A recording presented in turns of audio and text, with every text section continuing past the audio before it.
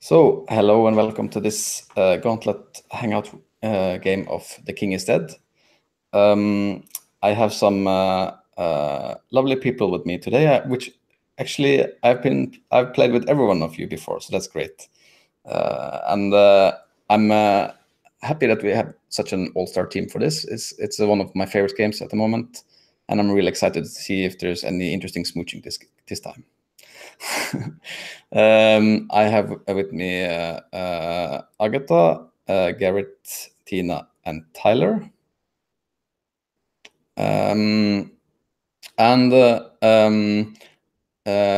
I'll just, before we start, I'll say that as in every Gauntlet game, there is an X card on the table.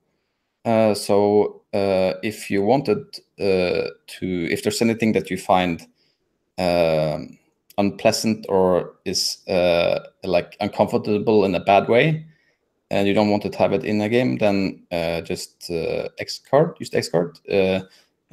Say X. I want to X card this, or just push X in the chat, and we'll erase it, or just go back. Say okay, do it a different way, and then no questions asked or anything. There's also like possible. I don't think there's like very much. There's possible violence, I guess. I haven't really seen that much problematic things in this game because there's so much consent things and everything. Especially like for the intimate possibilities, there is actually a possibility for every player involved to decide if they want to or not. So it's a kind of a safety mechanic in itself. But use the X card is also a good backup. Any questions about that? Are you all okay with that? Cool.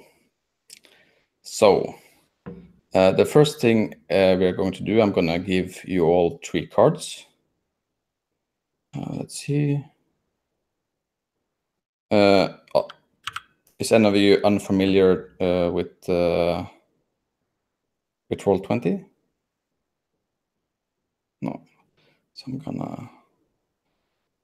I see I did a mistake by taking you into the old game, because now I can't deal to all players because there's a lot of players here that are not in the game. But I'll give you 3 cards, one at a time.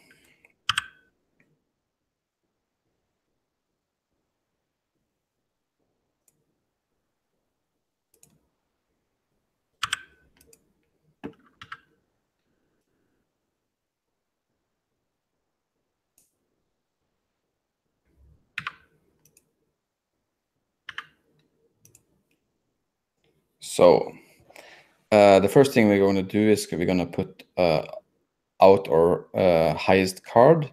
You can see I put also that in the Roll20. It's ace high, and then diamonds, hearts, spades, and clubs.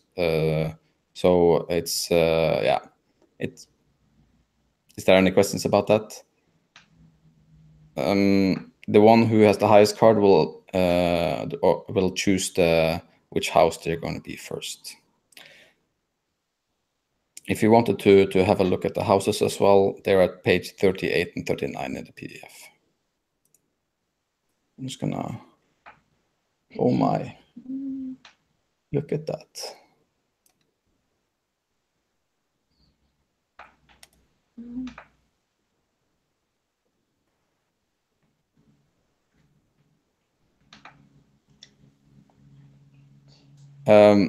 It's ace, king, queen, jack, 10, blah, blah, blah, down. And then if there is 2 aces or whatever, it's diamonds, hearts, spades, clubs. So to take your card out, you just drag your card out of your hand. You will get it with face down, and you right-click it and press flip it. A good thing to do, well, when we have characters, is that we put our cards like on our with our characters, so we know whose it is. But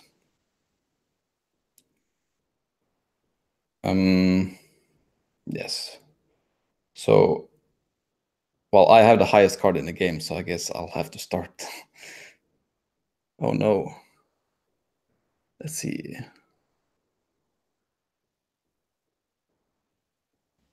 Not so fast. Because ace is high, right? Yeah.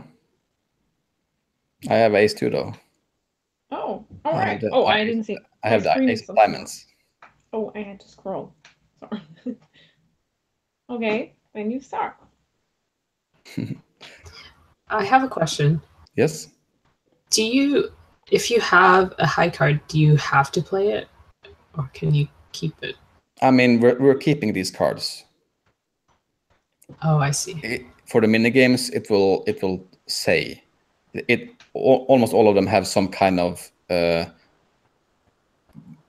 take a card out or draw a card from someone or something, but it will be explained in the mini game. But for this, we are taking our cards back. But so this is a kind of thing in the game in general. Like we'll all show our cards for different games, and that's a good way of knowing who to play certain games with, right? Because you'll have an opportunity to like change cards with them or whatever. And if they have the highest card in the game, for example, then that would be a good. So that's a way to play the game as well. Okay. So I think I'm going to play a card, a house I haven't played before, and that's House Oak.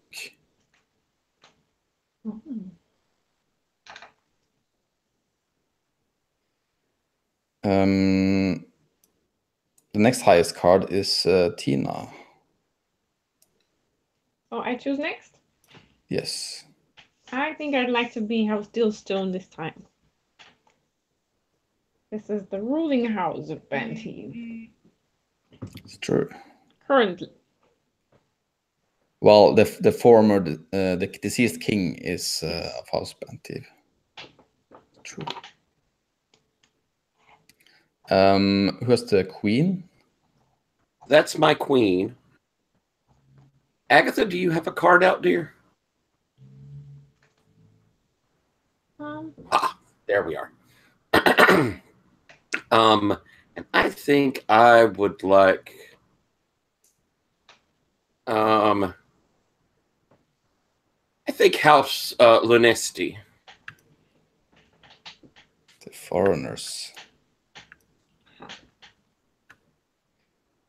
Yes.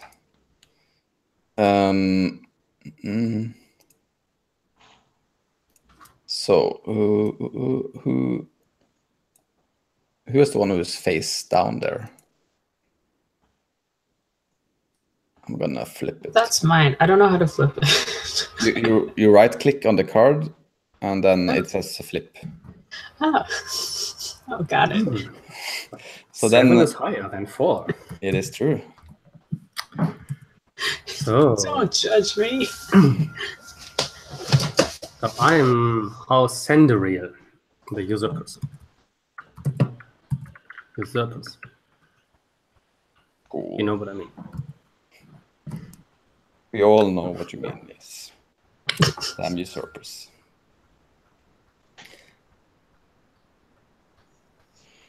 That leaves you with House Antir. Antir, yeah.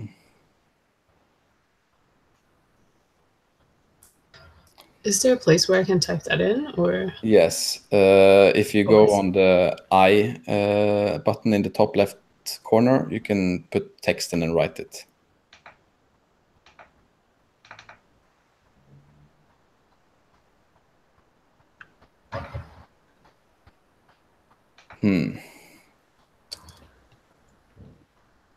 So the next thing we are going to do is to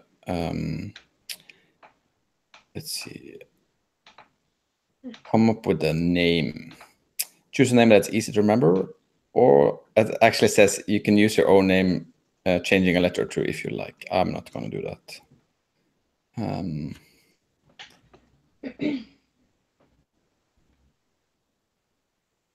Let's see. What is a good name for an oak?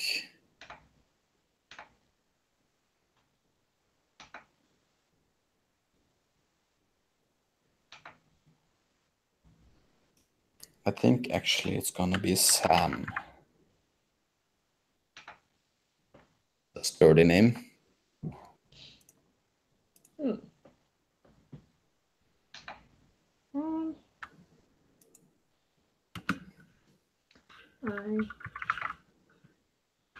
I'm going with Satu.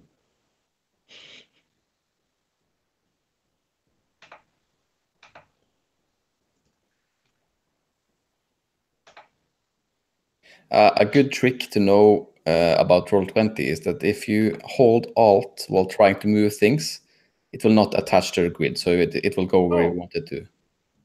That's good to know. Yes. Ah. Thanks. My name is Luch, Luch. which is actually the tutorial translation of my real name. Rhymes with hooch. That's what I thought. Yeah. Works well. I'm not. So when we have chosen our names, we're gonna do our attractive qualities. So how this works is that first you choose an attractive quality for yourself. You see there is on page 5. There's the list of qualities. Then we'll go around the table and everyone chooses an attractive quality for example, if I started, I would choose a attractive quality, and then we go around the table. Everyone chooses an attractive quality for my character. I think this is a good point to be very liberal about using the X card, in a way that if you have qualities that you really don't want to engage with or want to have with your character, it's a good place to just like, okay, can we take something else, which is totally fine because you're playing this character for another 2.5 hours. So it's good to have it be something fun.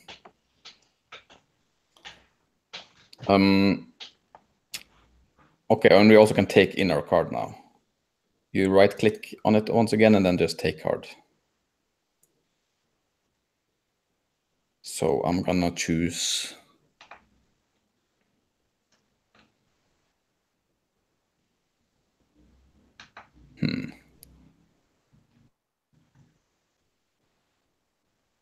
I'm gonna choose for my character Devout. And we can go the direction that is on my Roll20 here. So Tina, you can choose a character for Sam. Quality. Quality.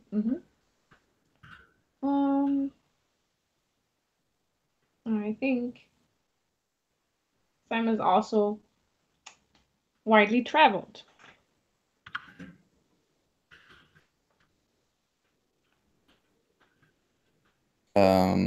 Agatha, do you have a quality for Sam?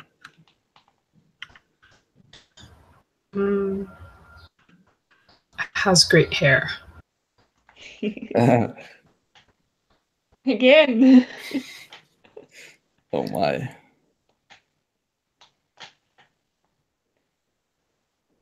Is that on the list?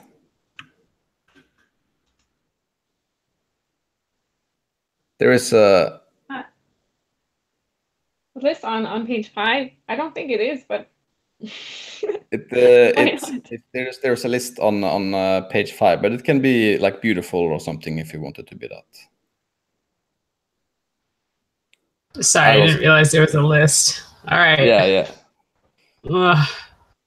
But my creative juices. Okay, I'll pick something so you can come back to me. Sure. Can we just use it? I mean, sure. I guess we can. I mean, there's nothing wrong. I'm not gonna ruin Agatha's creative juices. That sounds horrible. A nice quality, by the way. Yeah. I mean, it is. Lots of creative juices. Yes, and also great hair. I don't have that in real life, so I'll definitely like appreciate that in this game. So, Tyler? I think I'm going to take thoughtful. And lastly, Garrett. So this is now, I picked something for you, Sam, right? Yes. Okay. I want you to be patient. He is very like stoic. Devout, widely traveled, thoughtful, and patient.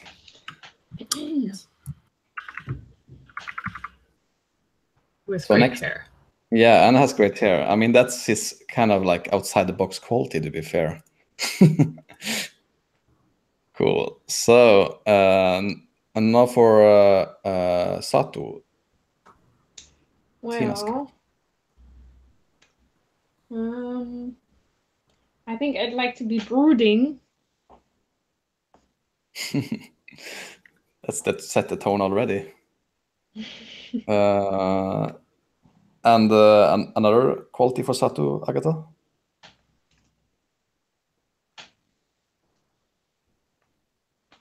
Educated. Mhm.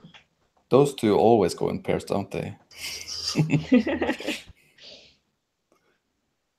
Tyler?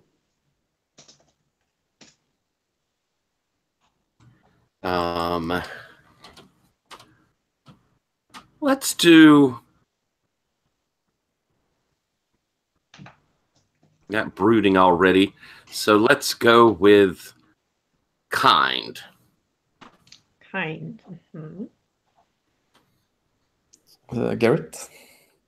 Accomplished at arms. Ah,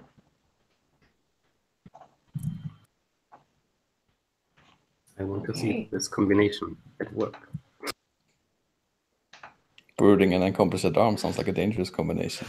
And then for me, lastly, I think I'm gonna go with something a little outside. I think I'm gonna say musical. There's a lot of sad songs played by Sato.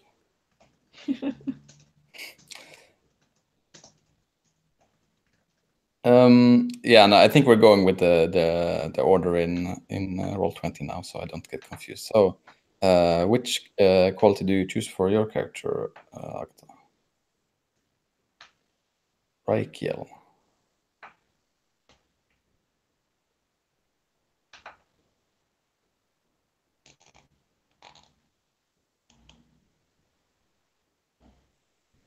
I'm gonna go with bold. That's a good quality for an entire. Tyler?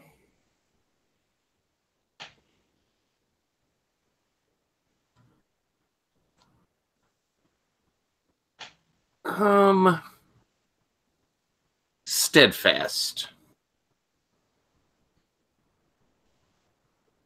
Um, um, cheerful.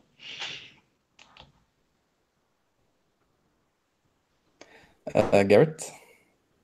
Musical.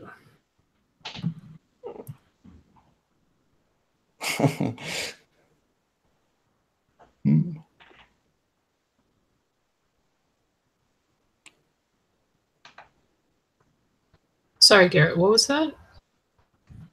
Musical. Oh, I'm gonna say tall. yes. And then for Tyler's character, which attractive quality do you choose for? I think I'm going to no. take educated.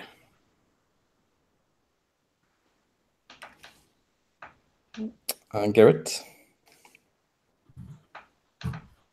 Have to choose handsome. Aw.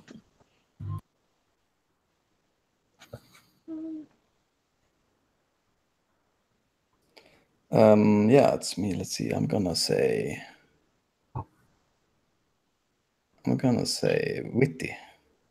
Oh. Okay, then I'll pick something else. Oh no.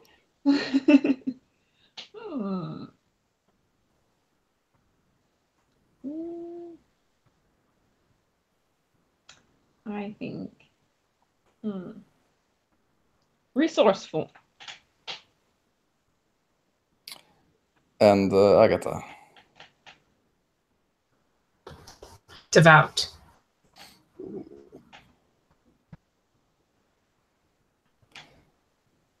And then lastly, for Garrett's character, which attractive quality do you choose for yourself?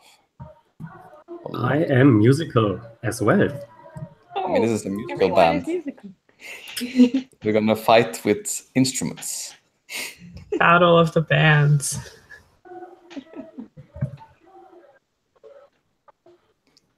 Yeah, let's see. I'm gonna. And you're Sandra. Huh. I'm gonna say courteous. And shy. Great. I got that. Accomplished at arms. And lastly, Tyler. And courageous.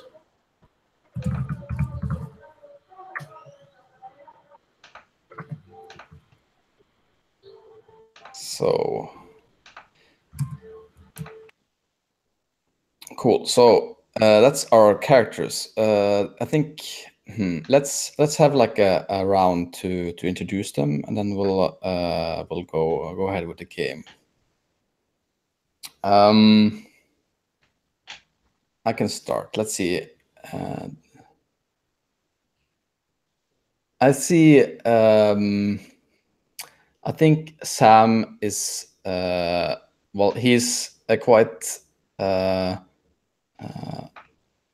what you would say an archetypical knight of House Oak, a son of his father, so to speak. He is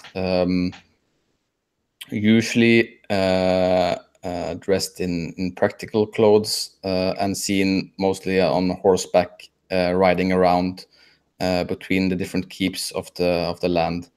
I think he was in the royal guard of the former king, and he would always be the first to volunteer when the king would go out on travels, or even other royal members, just to get out of the castle. I don't think he likes it that much there.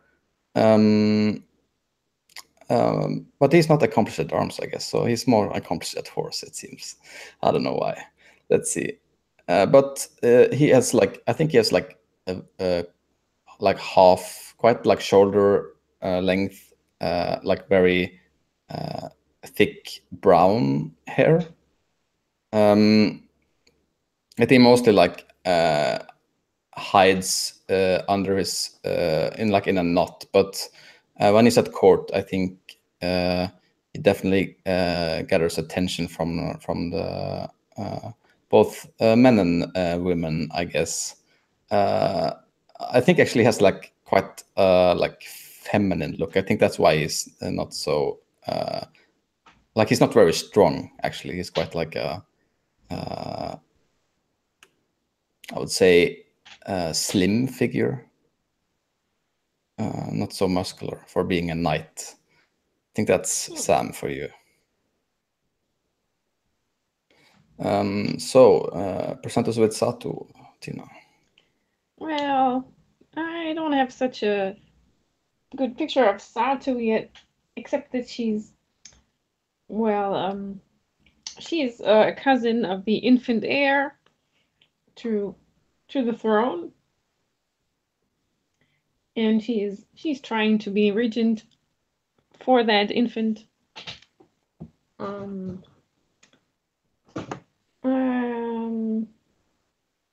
Well, this is our throne, is my opinion, of course, and I'm gonna be not queen, but we'll see. And well, we have a pretty good army, and I think I'm some kind of pretty high general maybe in that army, because I'm pretty good at accomplished at arms. And well, I adhere to high standards of honor, grace, and chivalry. So, oh, and faith, of course. I'm not quite sure about how she looks yet, but I think that will happen during the game. Cool. So, what about Raquel? Raquel is a tall and I think rather robust looking. What gender? I guess I don't know what gender the name Raquel is supposed to be, but I guess we'll go with a lady. So she has her hair in a very long braid, in a very heavy braid as well, because she has a lot of hair, and she's probably pretty good friends with at least one of the people in here. We can decide that later, I suppose. And her clan is not in power and hasn't been for a long time, and but she has like a place of honor, I think, in a lot of like dinners and like whatever coronation and stuff. She's always it's like the queen in Britain, I guess, but different because also we were defeated. So yeah, she's like used to all this stuff, but she also she's never had a real stake in it because her clan is stripped of power, and they made sure never to let them have power back again. And she kind of takes it in stride. It's a couple of generations down. She jokes around. She lives comfortably because that's also a part of being the honored descendant of a once conquered ruling monarch. Yeah, so she kind of is just like, yeah, living life, whatever. And then now everything is going down. She's like, oh, okay, interesting. But I didn't start this. Cool. Let's go with Renaud.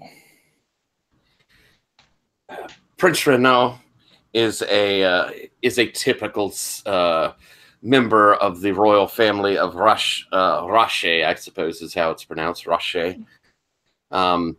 He is debonair. He is handsome, well-educated. He is a veteran of court intrigue. He has bright blue eyes, and he enjoys, speaking with people, always has a flashing smile, blonde hair, perfect skin, but not much of a fighter. Well built, but not much of a fighter. He's used to his fights going on mostly in drawing rooms and in court. Getting your hands dirty is really more for the soldiers. Leaders lead from the rear. And I imagine that since his claim here is more legal than because of a long-term bloodline, that he is of the belief that everyone here should accept his claim without very much question. I mean, it's clear in the laws that he should be the ruler of this land. And, we shouldn't have very much discussion on that at all, one wouldn't think. And lastly, Luch. Luch isn't such a big talker. Luch has other qualities. But right now I'm talking because I was asked for the annals of our house to write a little statement before this historical moment occurs, that after 4 generations our house will return to power. We have built up strong armies. I personally led these armies. I'm the most noble, the most courageous knight. In the army, I have fought endless battles. I haven't had much time at the court. However, I have a passion. I'm a musical person. I like to dance and sing whenever I can. For one good reason. I don't need to talk when dancing and singing. And singing allows me to use the words of other people who are much smarter than I might be. And yeah, those who pretend to be smart and to be at court, they don't know what really is behind the things, what a king has to do, I think. The real king needs to go out, and the real king needs to find his or her destiny on the battlefield. I know how to behave, and I have always been a good leader to all my soldiers. And so I will be for all the citizens, the peasants, and everybody who lives in the kingdom. Now, let's go to the court and find House Sandrail's destiny. Cool. So I'm gonna read like out the small text blob that introduces like the start of the game, and then we're going away with the intrigue. So your families are enemies on the verge of war, but you might not be. You have more in common than separates you. You know one another well. You travel freely. You can usually rely on the good hospitality of whomever you visit. Even in battle, you can expect, usually, to be treated with courtesy and, if taken, ransomed honorably. So, since I drew the highest card, I will start the game with a round of Intrigue and Muster. Oh, let's see what happens in that's the start of this game. Let's see here. Page 14. Yes. Which house do I want something to happen to is the big question. I think maybe.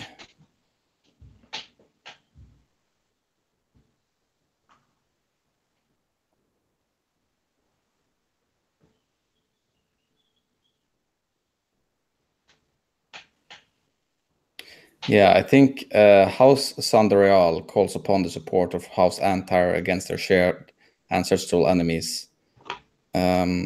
So tell House Sandareal to pull a random card from House Antire's hand, reveal it, and keep it.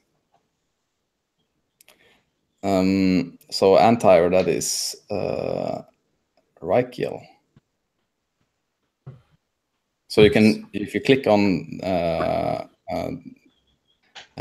Agatha's hand, you're supposed to be able to right-click and put steal. And then Agatha must accept this. Stealing. It's not exactly stealing what I'm doing, but I just make a show of my superiority. Oh, I once again forgot to put out the Joker. I'm gonna just put this here.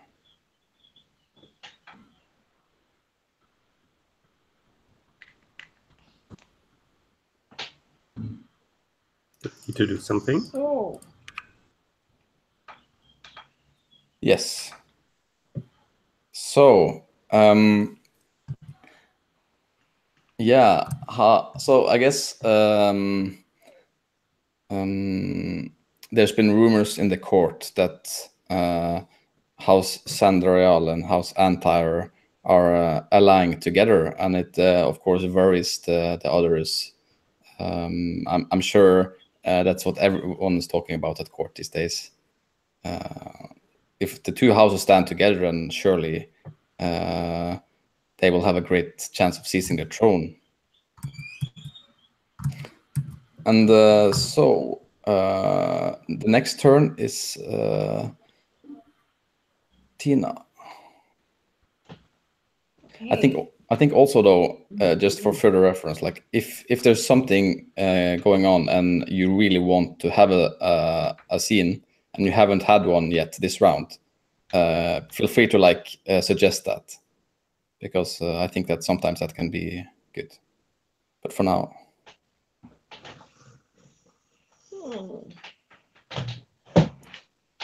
Let's see.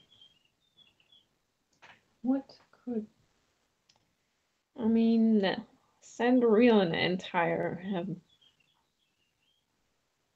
have made some kind of union against, I assume, Dillstone.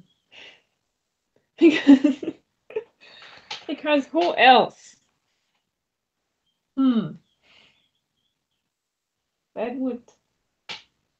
What would this union consist of? Do we have an idea? Is that some kind of war action that they're planning? What else do you request help from the Antires with?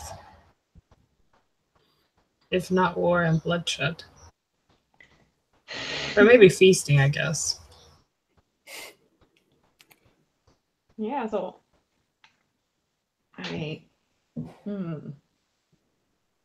well, I haven't read all of the games thoroughly. I don't know if it's too early for the war game, and I haven't played it, but that would be a good time for that. I mean, think. sure. You can go right into war. Okay.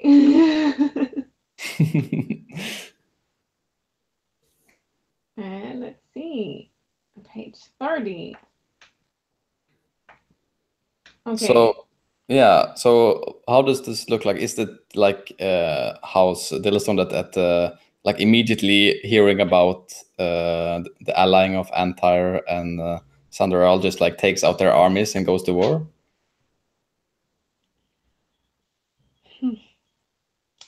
I'm not sure. What are the houses actually doing? I'm pretty sure it's just a rumor right now, and you don't know the specifics. I mean, of course, Dillstone can do that.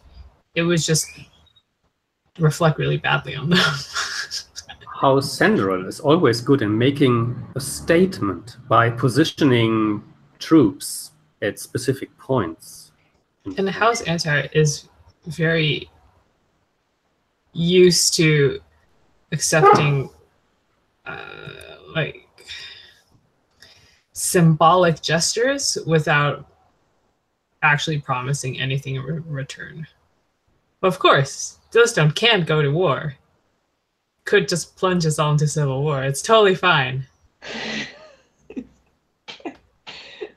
Well, It's all protection against bandits. I mean, House Dillstone is in the right, and our heir is the heir to the throne. So we need to protect. Yeah, we can't let anything happen to that baby, right?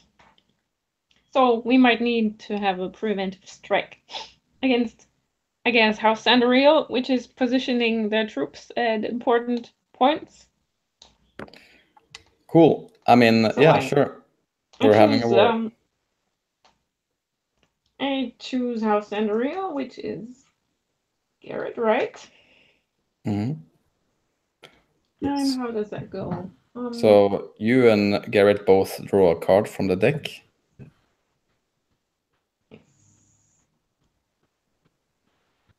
This is in the bottom right. Yes.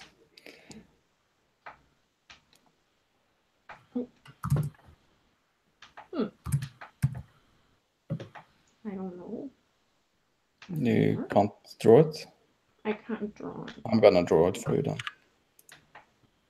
Oh. Oh, no, Oh, that's a good card. Oh. Hey! That's supposed to be secret. Why is it twice in the game? So, and where did it go now? Oh, I'm sorry. I'm a bit confused about my card. It's under. I can for the future. I can deal you the cards when you have stuff. All It's right. fine. I got the card, and yes. So the next thing is that. So let's like set the scene. I think you're on the battlefield. Like, where is this? I mean, let's not say where is the battle because we're not going into that yet. But the first thing you're going to ask is to ask Garrett, how do you look to me? Or like Luch, how do you look to me?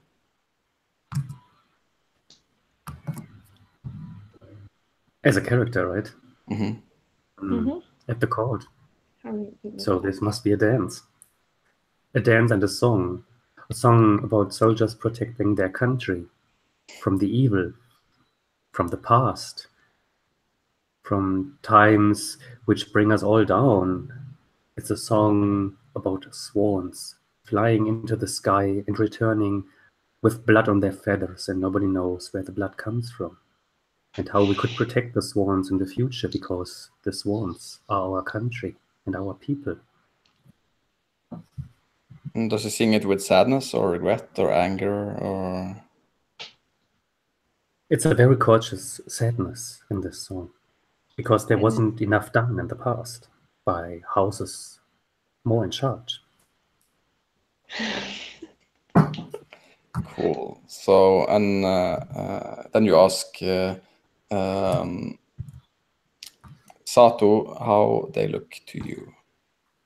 So how do you look to me? Well,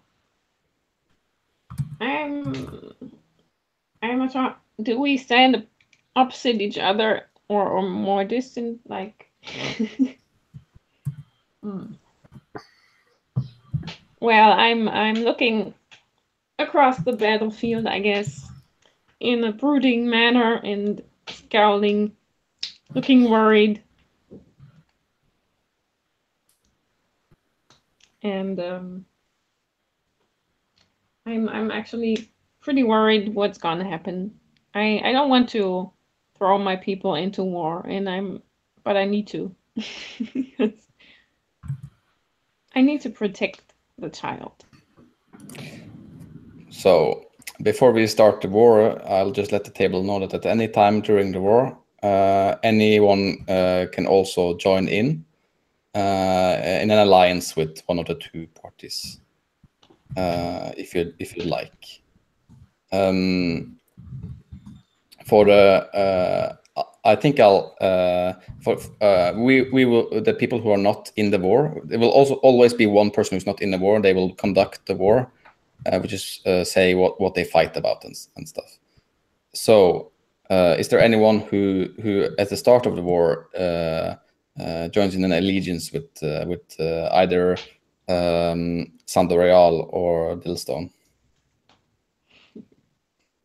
Oh no, Empire. Cool. It was one feast. Yes. Oh. So then both of you take your highest card, reveal it, and discard it. And then, so both of you do that first.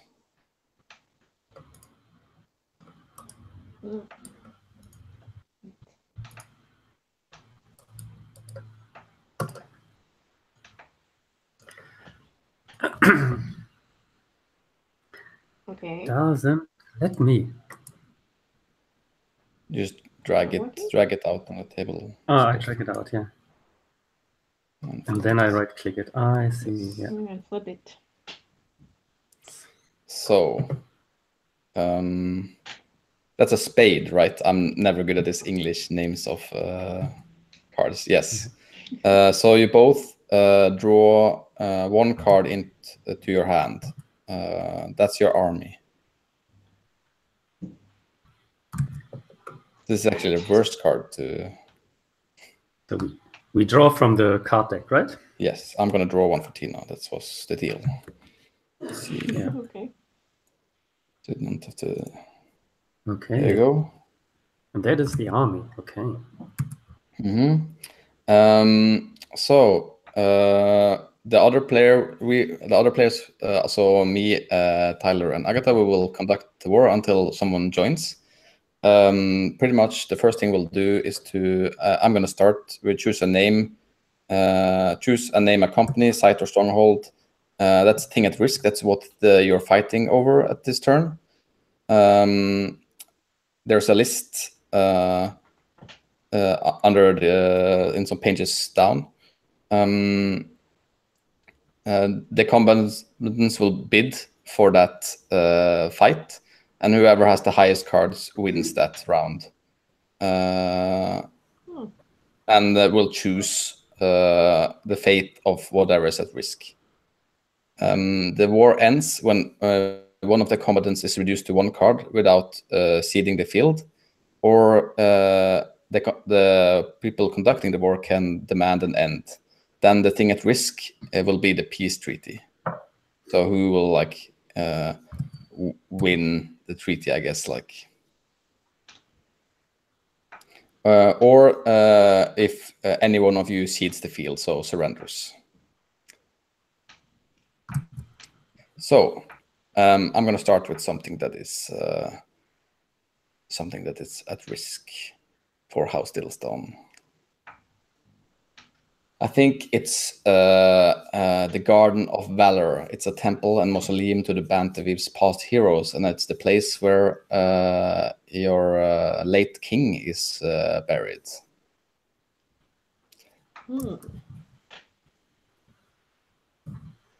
Okay. Seems it needs protection against bandits. Yes. Okay. So you'll just bid 1 card for that, put it out. It will be face down, and then I'll count. We don't really then count down, or just like when both have put it out, we reveal it, and we'll see who wins the battle. I have a question. Mm-hmm. What is? Do I have a role in this? It looks like I don't. Or did I miss something in the book? The character is in the war is not really that. It's more of like a bird's eye view game, actually. Right. So I don't have anything to do with the bidding, except. I mean, you can describe if you are winning. You can describe whatever you want. I mean, you can be in the war. What about these 4 cards I would draw for my army? Is that for me? I don't. You only drew 1 card because You drew we 1 had card. spades. Yeah. Oh. All right. Yeah. Oh, I mix those up all the time too. Yes, yes. I thought it was a club. Okay. So put whatever card you want to bid for the holy ancestral burial ground of the Bantaweave, the Diddlestone heroes, and we'll see who wins it. So I don't bid. Yes, you Right. do. You're in war. I do. Okay. Oh. Well then. Oh my.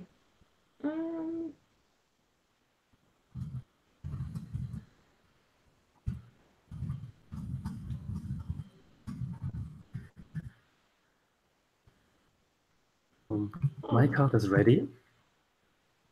Mm-hmm. I'm not sure what to do with the spade 7. Oh, I'm just gonna drew put it 4. in the discard. Is that?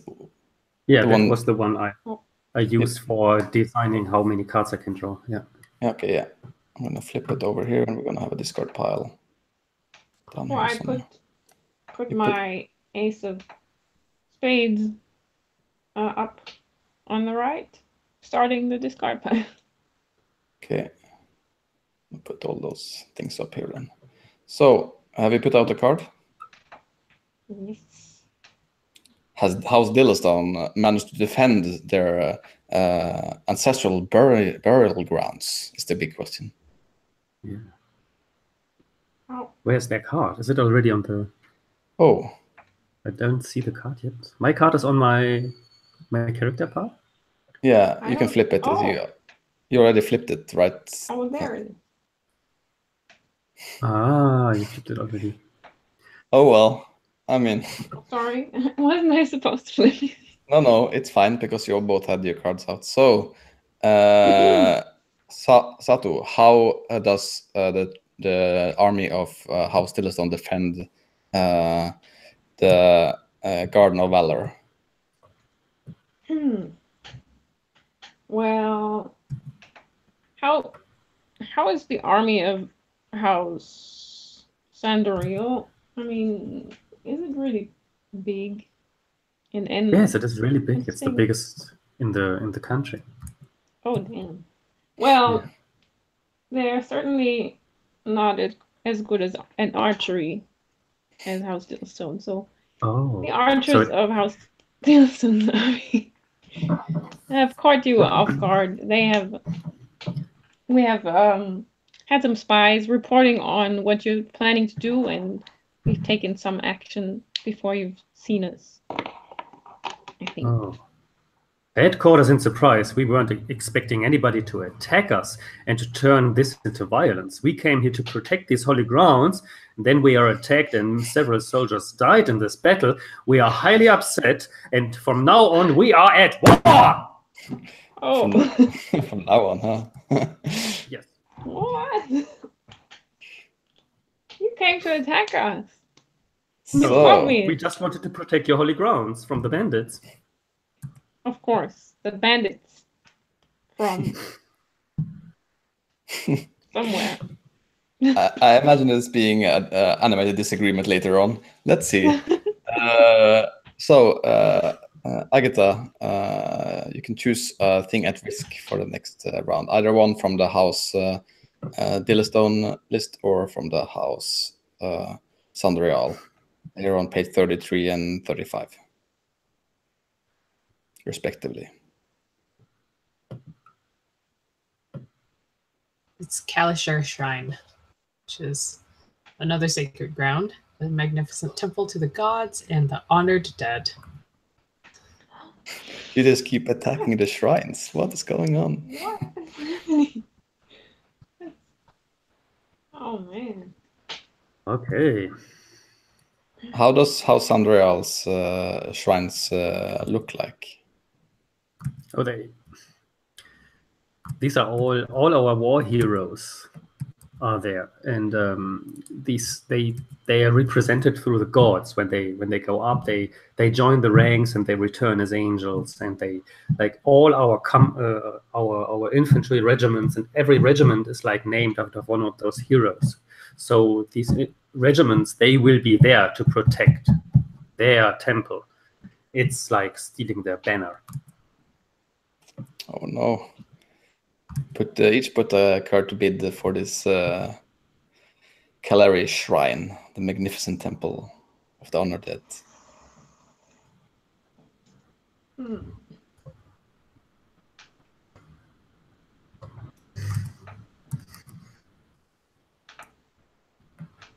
And whenever you're ready, you can flip them.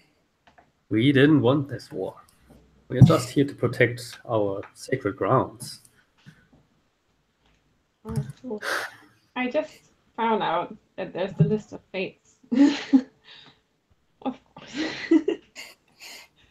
I use that the next time I win. See. I've uncovered my card. Garrett, you can flip it. Ah, yes. I am. Oh no. The holy grounds. Well, once again, the troops of House Dillestone prevails. What is the fate of the Great Temple? Oh. I'm just looking over the list of fates. Well. Well, the defenders of the sacred grounds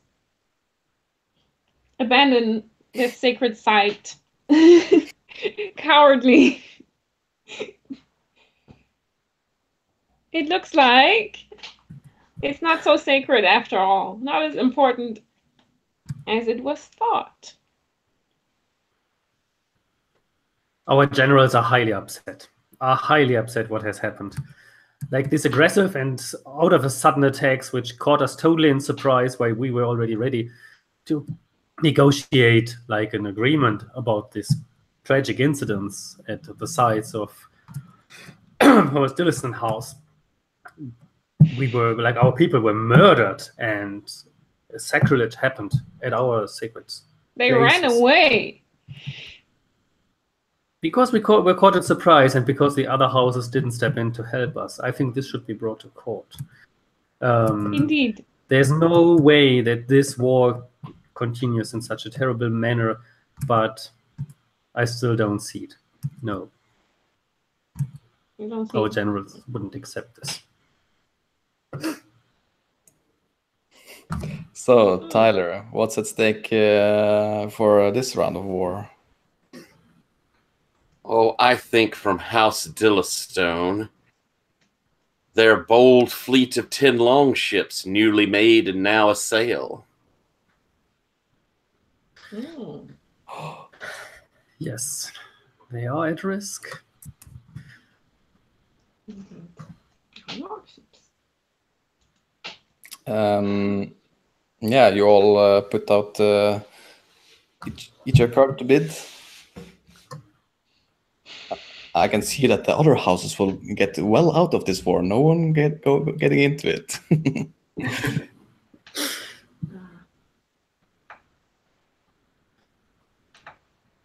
The 8 was from your last turn, right? Yes. I'm gonna move it over there.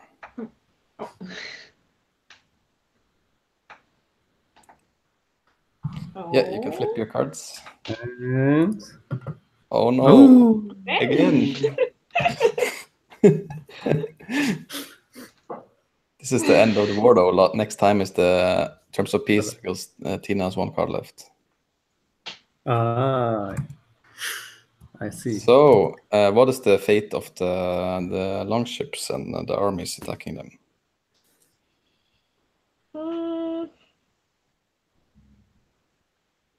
Well, this is a new fleet with freshly trained sailors and well armed. They were fearless and they were prepared for battle, and they did not run away, and they faced the enemy. The enemy did not stand a chance against these fresh and highly motivated sailors and yes, sailors. But we didn't even attack them. We just entered the harbor to see how far the construction of our ships went, and there was a misunderstanding. Oh, it Why was did you kill our soldiers again? a violent misunderstanding. Yes, again. Well, We will see each other at court. it certainly looked as though you were attacking and not just looking. So, for the last, this is the last round of the war. It will be terms of peace. You can put 1 card out, and the winner chooses the terms. The terms are on page 32. And Tina just has 1 card, so it's just you'll get to draw 3 new ones though when it's finished. Okay. That's kind of what the war is good for if you play it like to win. If you have only bad cards, you can just get rid of them and draw new ones. So, yeah. I deal a number of cards from the deck face down, equal to the number of players who participated in the war as combatants in total. So 2. And decide whether to look at them, reveal them to everyone, or leave them face down. And decide which and how many to award to myself and my allies, and which and how many to award to my enemy and their allies. Does my enemy have any allies? No. No. There was no House Antire to be seen anywhere. But House Antire allied itself with House Dillastone. Did I understand that right? No, I mean not that at was all. a rumor, but nobody Just a showed up rumor. when there was a war. So Okay. Well, then I'm drawing 2 cards. Or, well. yeah, I can deal you 2 cards. Okay. Are you? Where do those should be on the table, right? But Yeah, I I mean, you can't can look do, at them if they're on the table. yeah.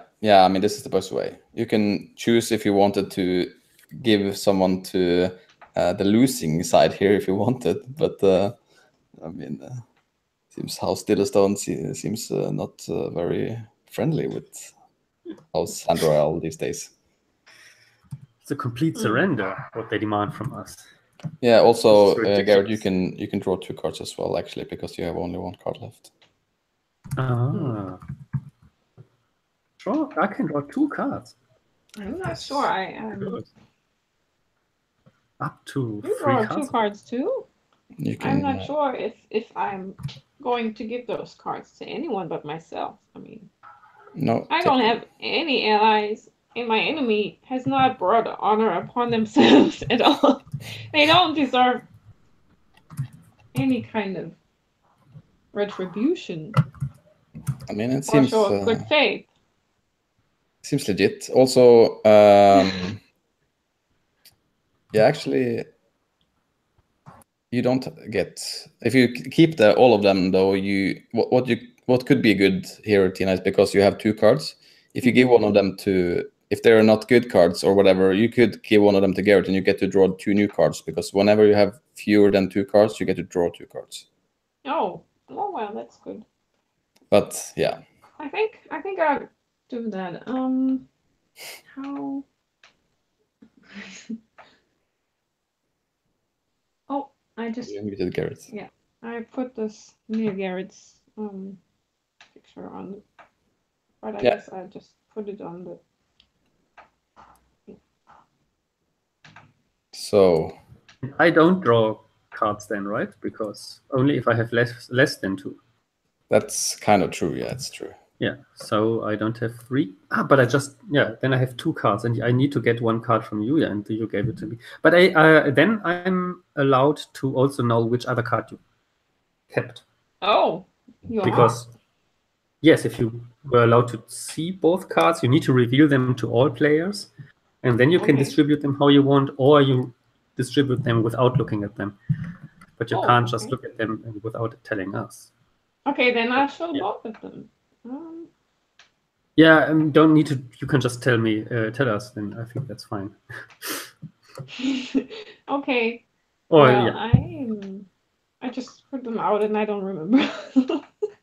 It's a 9 and a 7 of clubs. Yeah. So then you draw 2 cards for yourself. Okay. I guess you can take. I don't know. I'm gonna take these back in the. yeah. These are the 2 which I drew. Yeah. Oh, I could take those. Yeah, I guess. Or did you already look at them? I mean, you can also just discard them and draw 2 new ones if you wanted to. It's fine. But now at least it is a new round. The war is over, and House Dillaston has won. And it's House Antire's turn to choose a game to play.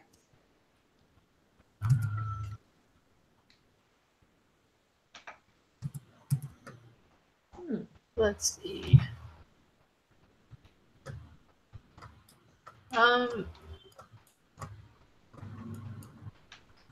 I would like to choose a conversation over food. Is this one-on-one or is it multiple?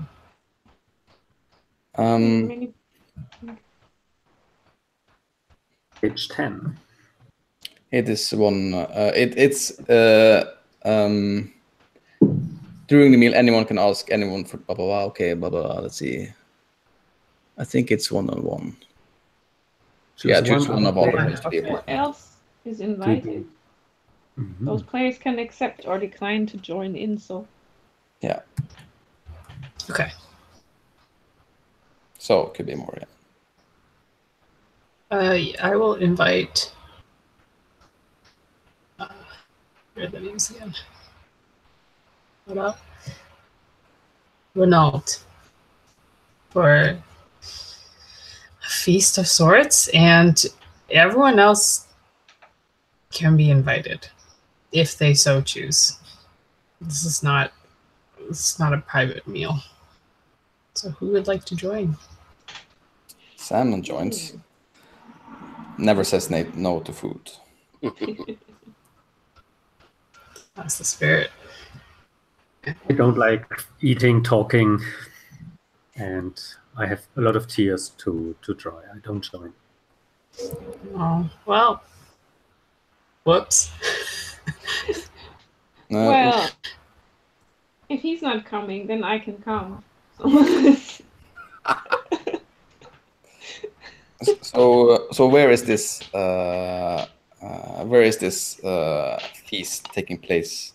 It's going to take place in one of, I think, let's see, it's our grand mansion of sorts in the capital city. Oh, So it's not where our actual like home front is, but we have a place in the city. So this is where the feast will happen. is it like a random feast, or is it like in commemoration of something, or on a occasion, or is it, or you just like feasting? I guess you do, right? I do like feasting. Yeah. And this is feasting for the sake of feasting. I think maybe we always come up with a reason for it. So this is like to celebrate my cousin's first gray hair. Oh. Feasting is always such a good opportunity to make alliances. Yes. It's Cool. feasting. So many things happen. Okay, let's. Oh yeah, Renaud, how do you look to me right now as we're like setting? And I think you have a place of honor. That's why. I invited you first. I am dressed magnificently in the Russian blue, kind of a deep royal blue of velvet. There is silver and pearls, for we are sea people.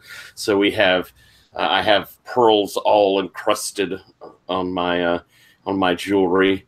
My hair is perfectly curled, almost like the waves of the sea.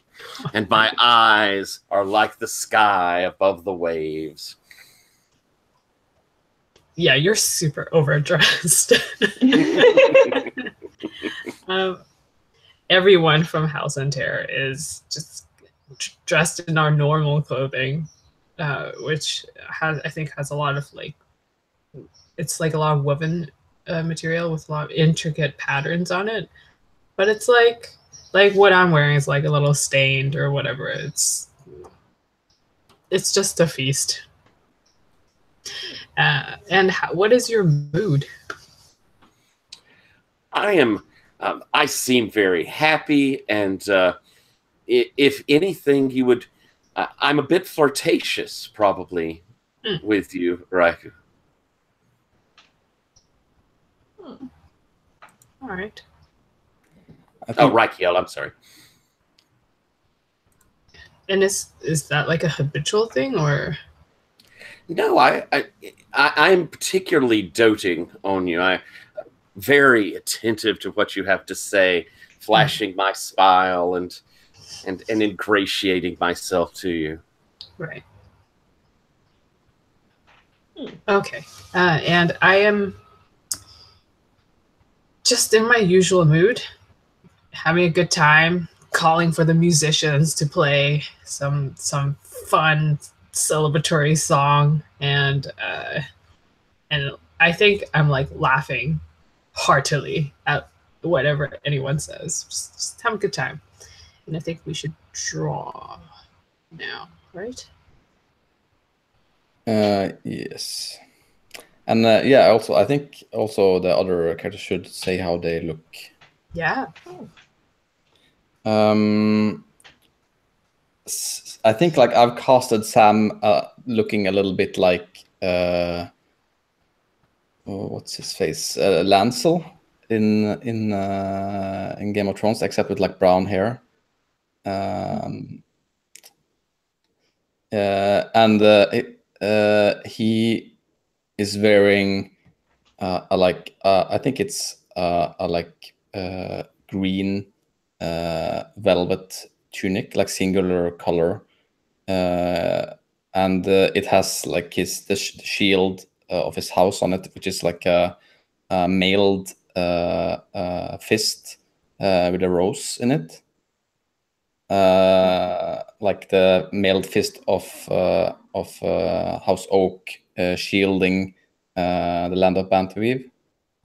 And I think he looks a little like, I don't know, tired, worried, something like that. I don't know. I mean, you all know him quite well, and you imagine that this like war and everything has probably an instability of the land has probably caused him some has some trouble on his mind. And what about Sato? How do you look to me? Sato is always very brooding and severe, and she has this high colored dress and maybe it's even black and really simple. She doesn't look like she's in the mood for really much fun and feasting, but she's there because it is necessary to check what the other houses are doing. And she's pretty quiet and listens in, eating, listening. Yeah, so we all draw one card.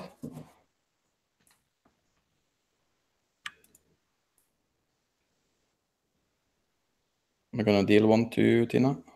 Mm-hmm. What happens when you run out of cards, by the way? You recall the ones that are discarded and reshuffle them. No, I mean like in your hand. If you have less than 2, then you get to draw 2 new cards. Oh, okay. So 1 if you have 1 card, or 0, I guess. So You can't have more than 5, right? No, if you have more than 5, you have to discard 1. Okay. So we take our highest card from our hand and show it. I mean, this was a mistake for me to join this, Dan. I forgot about this. But I want to be there. Okay.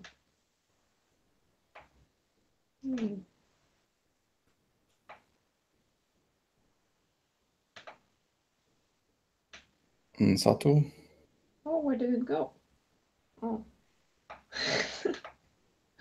Okay, I'm trying again. Oh, there it is.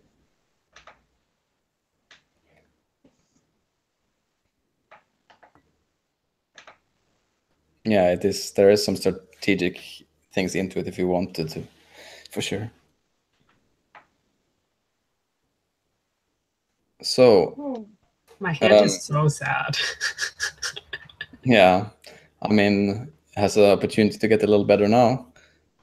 So we, yeah, lowest cards begins. So, Sick. Let me look at the list. And so we pull these cards down and pool them, is that right? And then they'll go back out? Yes.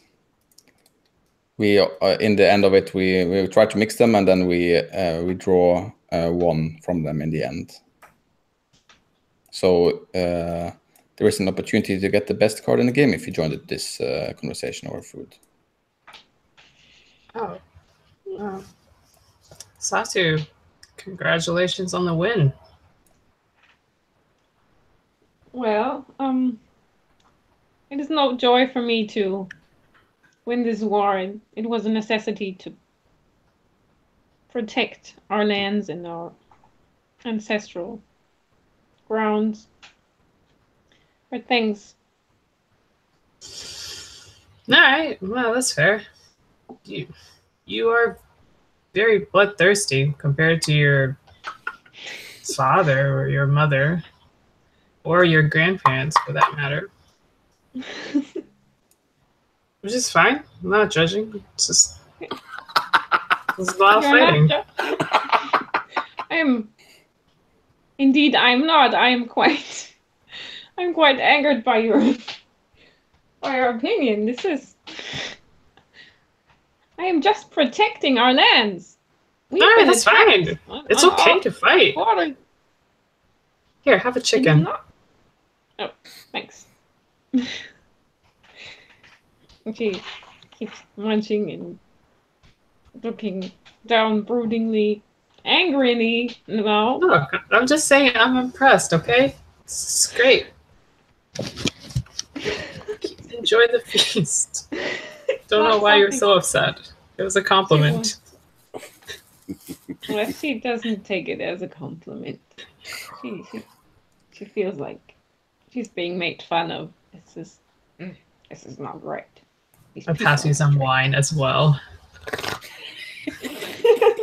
to make things better. I think like probably like Sam gets some wine in his throat when he like he's like Yeah, that's my round.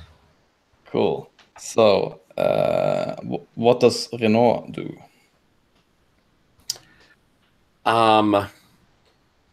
Renault will go over to speak with Rakia, and I'm going to, my topic of conversation is I hope to find common ground with you about, is there any, what is it? And so that's what I'm working off of. My dear Rakia, it is so wonderful to see you again. It has been far too long. We've met before? I think we've all met, haven't we? Yeah, we all know each other. Yeah, I'm sure we have. Oh, I see. So you're just being rude. I got you. I don't know. She could be. She could be. Or she just doesn't remember. Who knows? There might be a twinge as you say that, but well, I'm sure that I would not have made a proper impression upon one such as yourself. No, it's okay. I just have a bad memory. When did we meet? Oh, I've come often to the tourneys here in your fair land, and well, your beauty, of course, attracted my eye. And I look up and down like your super fancy outfit. And then I look at the huge stain that's on my shirt. I pointedly do not look at the huge stain on your shirt. As your family is, well, has such a grand lineage within this land, and of course, my family across the sea is ancient as well. There is such chaos here in Benevere, and I have to think that this land needs perhaps a union of ancient houses, a chance to bring back a glory day to it. Yeah, it's not bad. The smell of blood is now always in the air, and it gets you pumped. I admire so much your esprit de corps, your desire so to face these adversities. Do you like war? I like what war can produce. Okay. All right. That's not bad, I guess. You're a swell fellow, and I like slap you on the back with like a greasy hand. And I will I will smile through that and continue to try and be as attentive and listening as I can with our conversation. But yes, I was attempting there to see how open you are to an alliance by marriage. Oh. I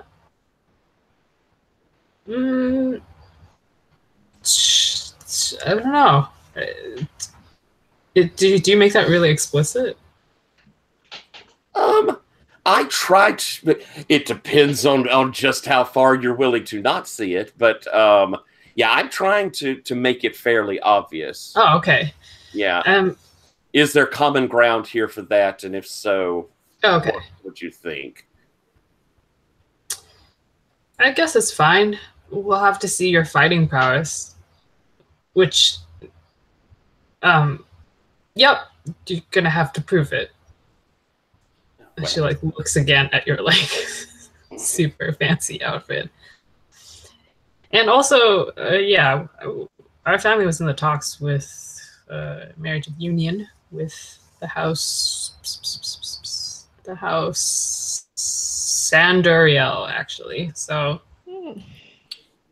Oh, so well, I I would. mean, it's just in the talks, so whatever. Well, then I will certainly. Perhaps you shall see my prowess then on the battlefield of Amor. Oh. She was like getting hyped when you said battlefield, and then you said a little more, and she was like, "Oh, well, Oh, that. sure, yeah, yup." But also, real fights, though.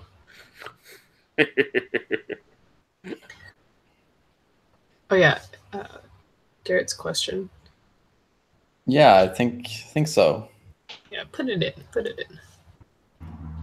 So, I think like Sam is like has been eating all this time while you've been talking, and is now like finished his meal, and he like straightens up and like and I think he looks over at Rakiel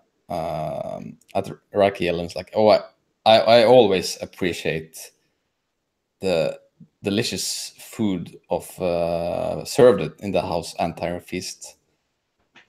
Yeah. I don't know how come that the cooks in the royal castle can't make such good food, but They came from the wrong place. maybe they didn't kill the food themselves. And Maybe. like, he smiles at you, and I'm going for like the I'm feeling generous. What favor do you ask me? What favor?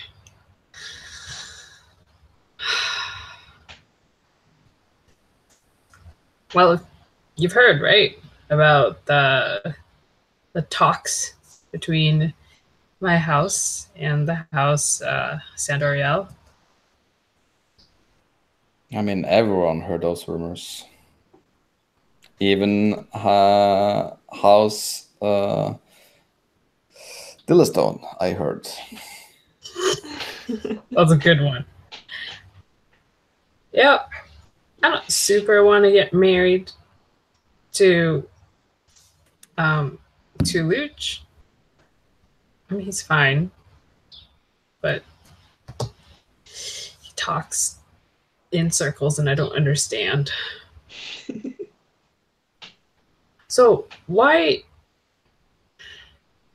We've known each other for a long time. We're tight.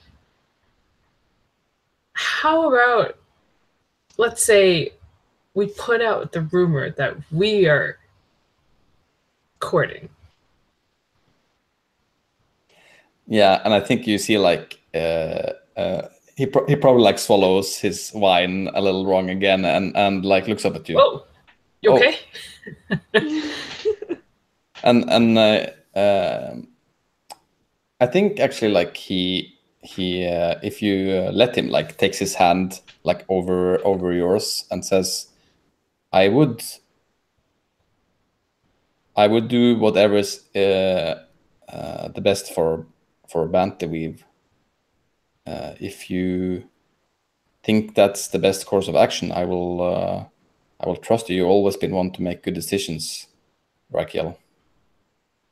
We're not a bad house. People seem to want to align with us. It's not a bad decision, probably. Yeah, and I think he calls for a waiter to get some more wine, and like nods. Very well. I shall enjoy the time that this rumor comes out, what my father will say. Great. Let the courting begin. And I call for more chicken. Cool. Was that a private conversation or could everyone listen in? Everyone can listen in. Yeah. So Raquel's not a quiet person. we know you're spreading the rumor that courting. Okay. I mean, I don't think Sam was quite clear about what that really meant, but I think so. He's really excited. Oh, courting.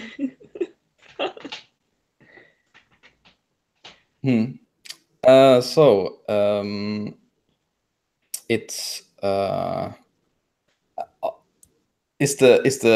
you think that ends like the eating part, or do we continue?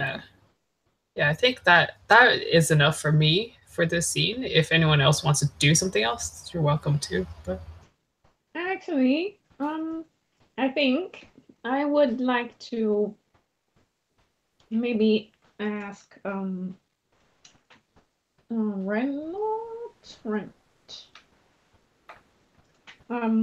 about something. And it is, I hope you don't bring up something, which is the dangers of crowning a baby, even if it is the lawful heir. Do you? Well, while I'm eating quietly, I throw furtive glances at this overdressed person over there. And trying to check out how much he knows about this baby thing, and if that I am going to be regent. And quickly looking away. I think I'll have noticed your glance, and as you know, dinner is nearing its end, I would come and to speak to you. And I don't think I'm overdressed. Everybody else is underdressed.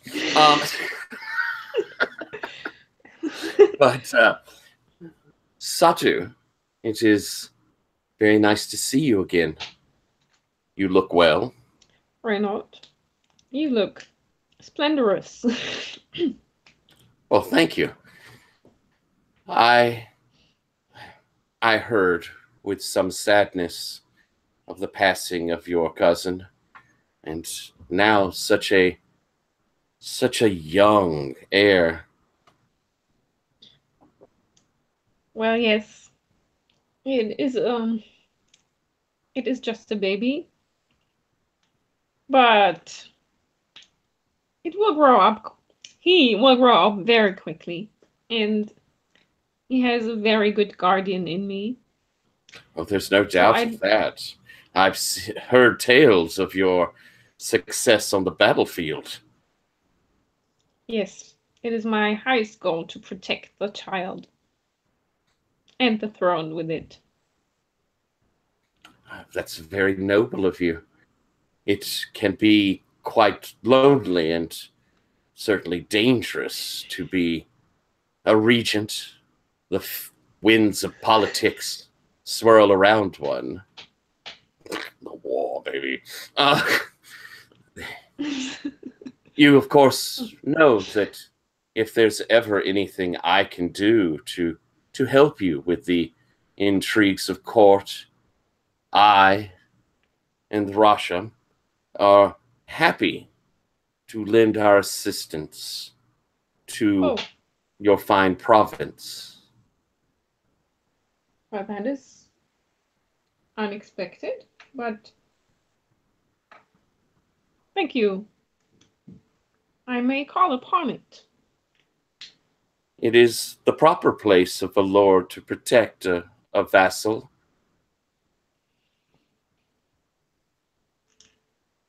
Oh, I see. That's what you mean. Well, that is. I think I'm getting another glass of wine. If you'll excuse me. Of course, Satu.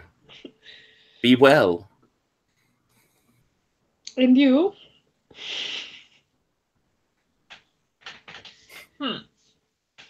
Everyone is against me. Why? Yeah, poor Satu. Oh. So now we can all draw one of the cards that are there.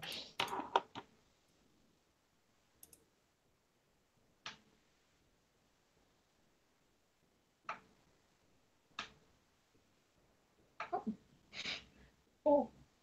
I didn't go. Improvement.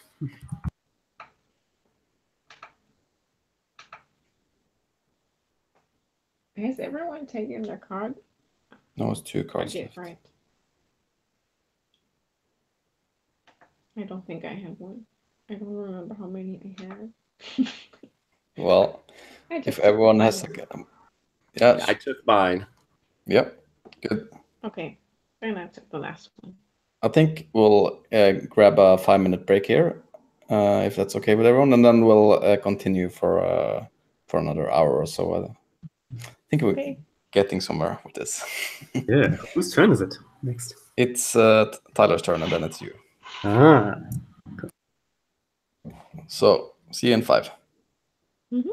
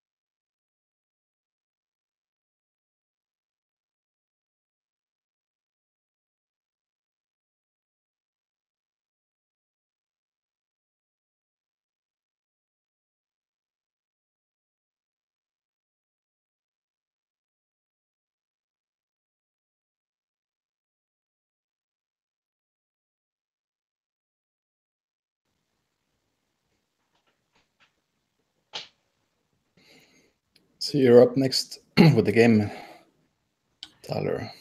Yes, I think I've chosen meeting sword to sword.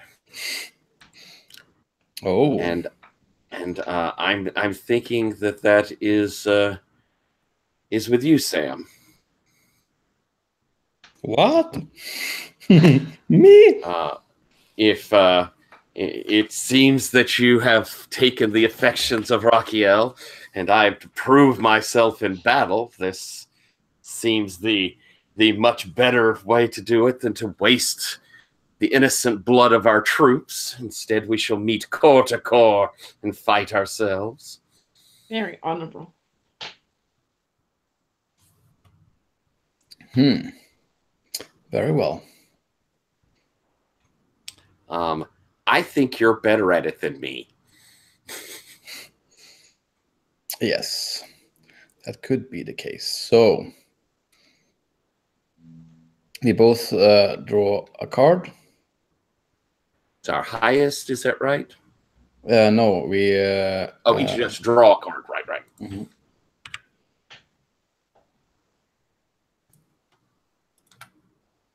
And I have to discard one.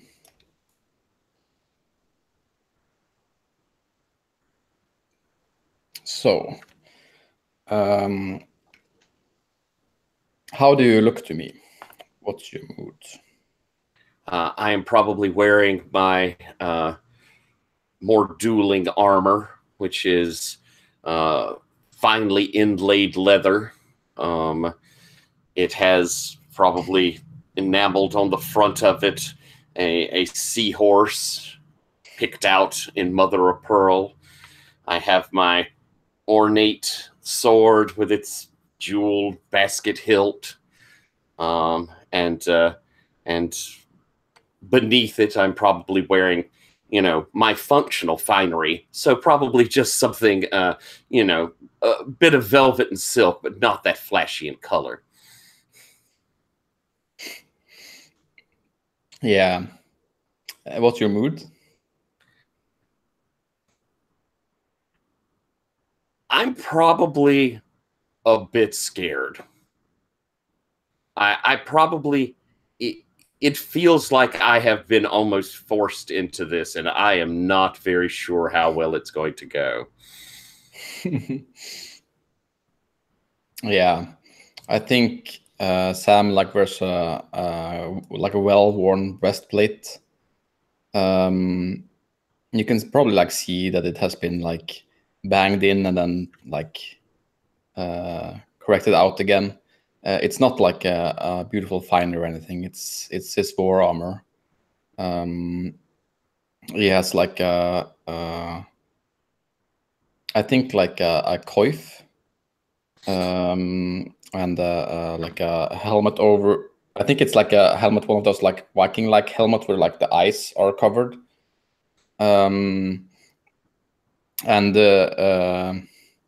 has a broadsword, also used in quite used in battle, but it is an ornate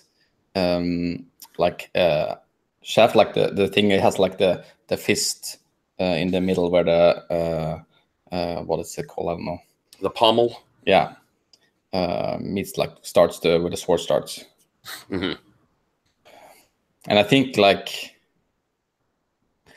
he I think actually you can see him smiling at you for a second, and then going into his stance. Where are you guys fighting? Dueling, whatever. I think, if it sounds good with you, I imagine that we're probably at the castle, the Delastone's castle, the kind of capital of the place. Does that sound good to you? Maybe in the gardens of it. Is Sure. this a public event or a private event? I mean, I don't think I would let get away with having it privately when they first challenged me to battle. Like I'm pretty sure, like it is public as such a thing can be. I think there's like people everywhere. I'm imagining like it's pretty like a spectacle. Okay. So you begin by asking a leading question. We need to put down a card, right? Yes, we do. Okay. Highest card we have.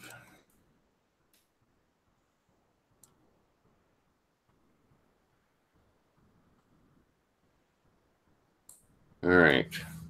And I start with the leading question.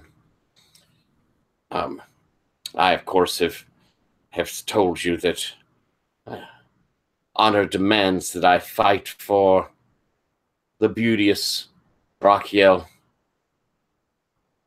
and the honor must be fulfilled.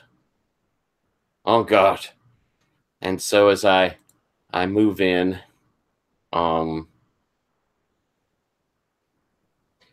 we lock swords, and your mouth is near my ear. What do you say? I was looking at that exact question. I think Sam like says like with a low voice, no one else hearing it. I think you're an honorable fool, Renault. And yes. I hammer into your guard and you barely hold it. A fraction less and you've been laid open. Does it fire you or chill you? As I meet you and you press back, and I have to dance back and away, totally on guard. I am chilled to realize that I am horribly overmatched and could very likely end my glorious life here. I pretend to falter and lower my guard. Do I draw you out, or do you recognize the ploy and hold steady? I recognize the ploy. I think like it's a cheap trick that beginners use to fool people in battle, but it doesn't work in a one-to-one combat with an experienced warrior.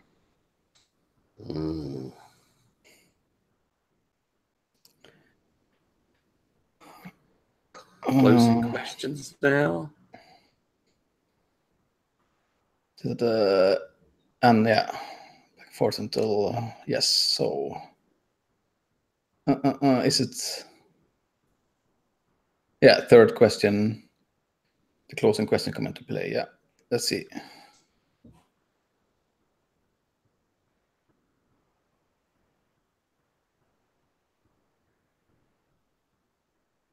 course, it looks like you could choose either one. I think it's they come into play, but you may choose either.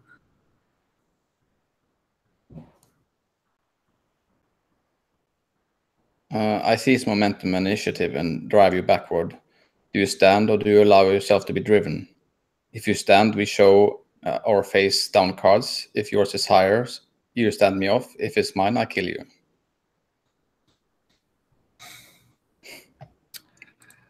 I'm going to stand. Ooh, oh my God. Well, 1, 2, 3, I guess. Yep. Which one is highest in this one? Yours. Mine? Ha ha! Ho ho! You stand me off. I stand you off. Yeah, you have a question again then. Yes. Wait, so what does that look like? I believe that as Sam is pushing me back, and it's just hammer blows on me. I manage to kind of slide his blade off to the side and do a push that gives me some distance and come back to guard. so that as he pulls his sword up, he has to actually withdraw because my guard is already up in there. And but you return quickly back and smash my sword, rattling out of my hand. Do you allow me to recover it, or must I submit? Yeah, I think you see like Sam's face. Actually, when after that last encounter, I think you see him considering it for like a little second, and then like step on your sword. Like if it, yeah. I think you're probably like the only one. There's like a look of respect, but he doesn't let you grab it. And I look down and see your foot and bow my head. You have the better of me, sir. I submit. I think he like gives you his hand and to get you on your feet. No, that was a good fight. Surprisingly good fight, Renaud. You're not maybe not the best swordsman, but you're not stupid. And you are an honorable warrior. I accept defeat at your hands. Yeah, I'd take up the sword and like give it to you, and then we like walk out of the crowd together. Very good. So that means that you get my card, I believe. Yes.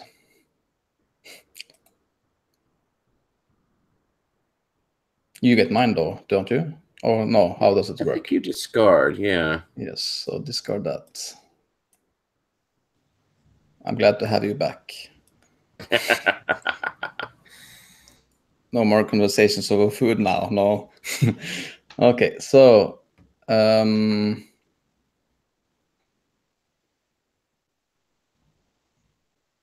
yeah, cool. So it's Garrett's time to choose a game. Finally. Well, I see other houses playing games with me. So it's actually time to join these games and not being on the victim side the whole time. People talk about in pity. My house doesn't like this role. So I have two important things I need to consider. One could be that I could finally tell this Dillinger house where they actually belong to, this Dillstone house, but I think they are just worthless and not worth it. Like the way they aggressively attacked a house which didn't do anything to them is not worth like even talking to them. So I would rather prefer seeing Rikiel again, who I haven't seen for a long time. So I ask for a reunion, which is on page 22. A reunion with Rikiel from House Entire. A very honorable house, a house which would be a perfect companion in our political ambitions. And maybe we could also support this marriage. Who knows? Well, so on a reunion, I choose one other player. We are meeting each other now after having not seen one another for some time. We decide together where we meet in agreement. My natural place to meet, obviously, is a military camp because there are a lot of soldiers who need me right now, but I'm very open to meet anywhere else. Rikiel, where do you think we should meet? Do you have a different opinion from this bullet point list?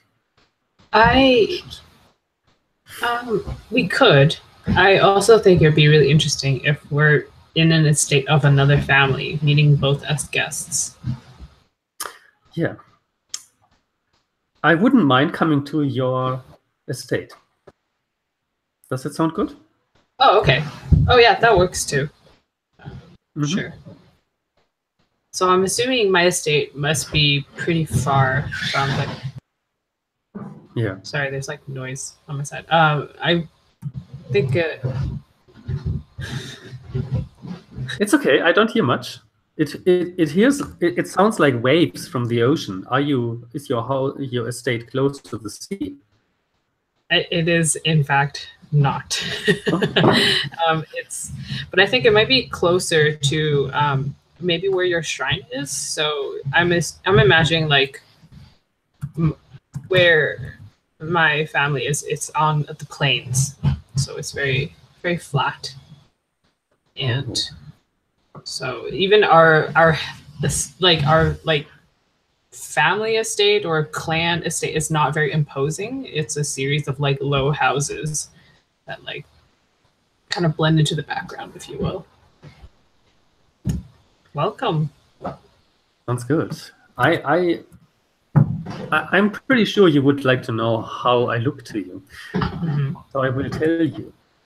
I come by a horse, and I was on my horse the whole day. I took like a 30 minutes break just to refill my supplies. I'm just on my own, and I come here in full sweat. I was wearing my armor because in these times, you never know. These bandits from House Dillstone, they might attack me even like at any moment.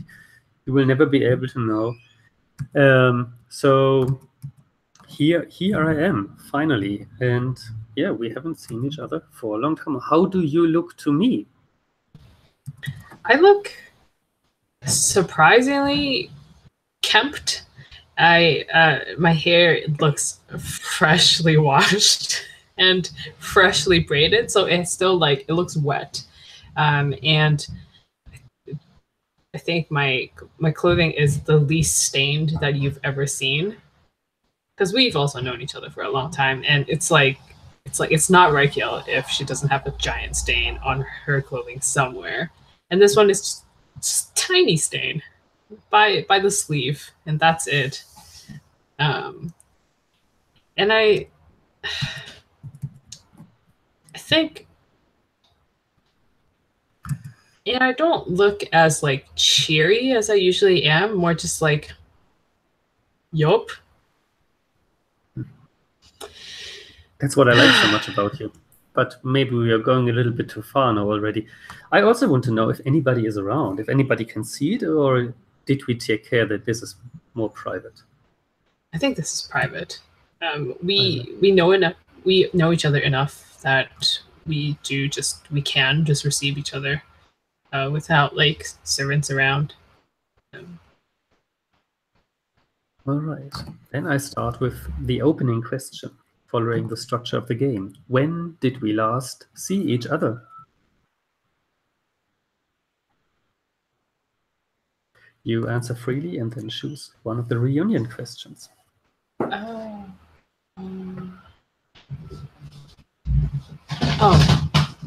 What is the opening? The opening when did question we- is, when did we last see each other? Oh, I see. Okay, got it. We saw each other at the meeting between the families, where things were talked about. It was at the feast hosted by your family. Things were mentioned, I think, over dessert, but not set in stone. Just yes, and that's where we saw each other, across the table at the feast. It was nice to see you. Yeah, so I spent the whole evening looking at you.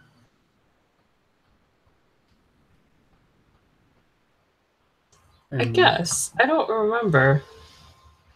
Is that what happened?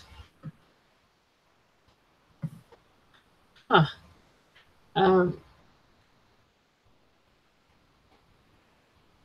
Let's see. You can choose from all the reunion questions. Yeah. Oh my god, so many.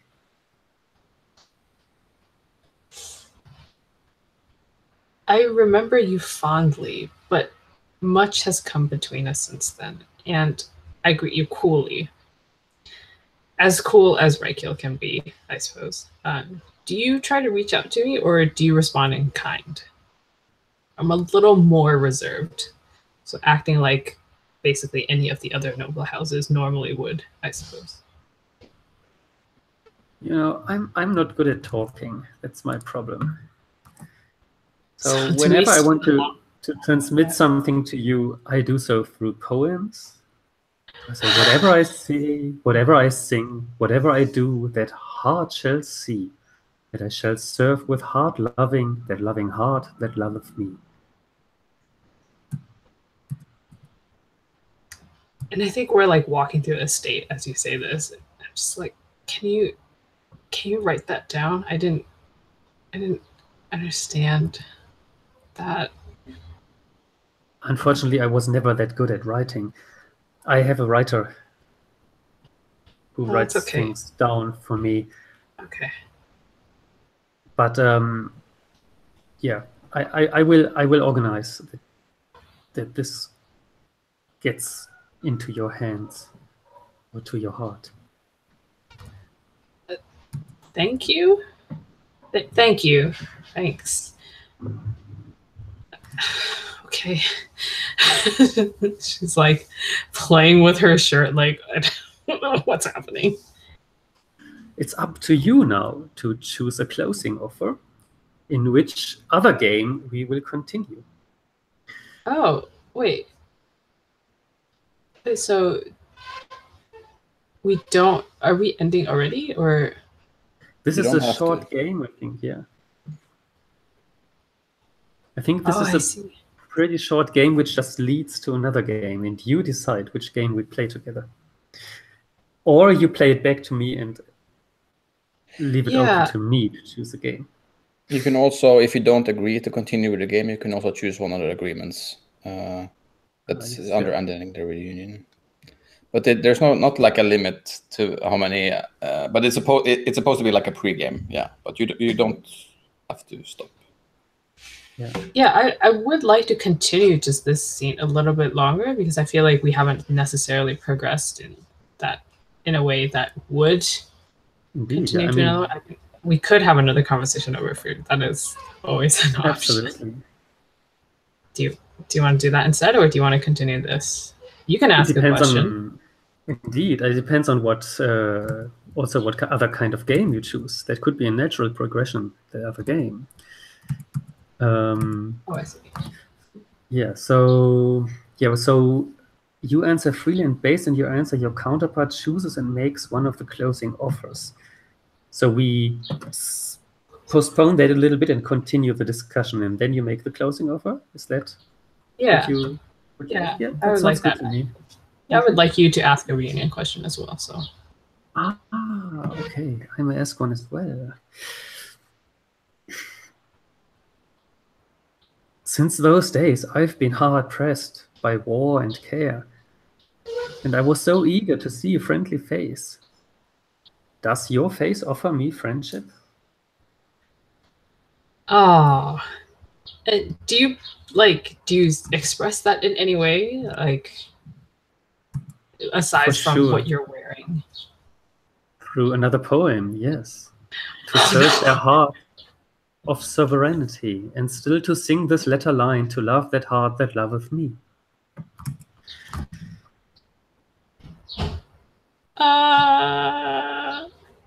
Okay, well, you see a familiar face, which is of confusion from Reikiel. That could be friendly or not. Oh, gosh. And does that mean that I still go with the closing offer, or do you go to the closing offer? You make the closing offer. Okay.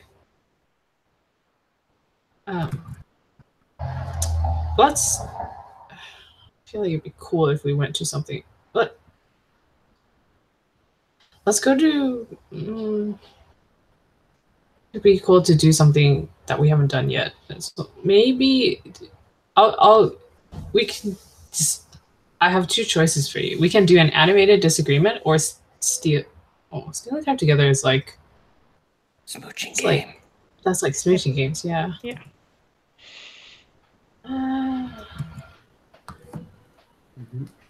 Yeah, either or. Either or, yeah. Then I would like to steal some time together with you. Definitely. Sure. I've Okay. seen enough of blood. I want to see more sweat or whatever. Okay. And now we both draw a card. Oh, okay. Already a good starting point. And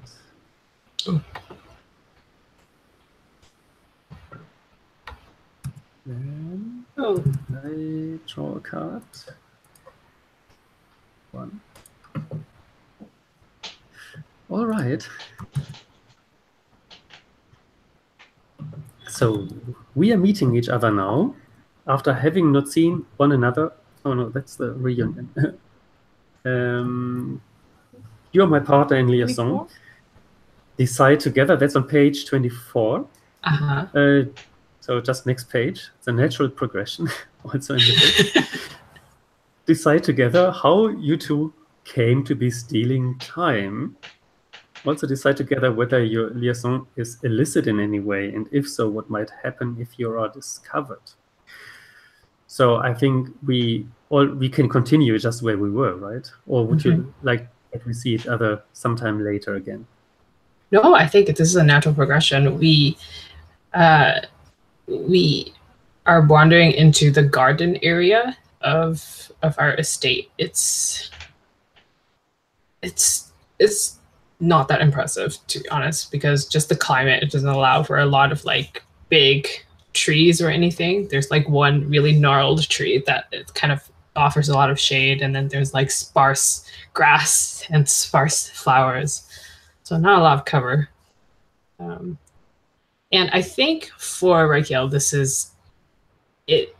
If it progresses further, then it's illicit, but maybe for you it's not. And I think what would happen if we were to get caught is that our engagement, I suppose, would be like finalized, because it's like, well, guess that's that.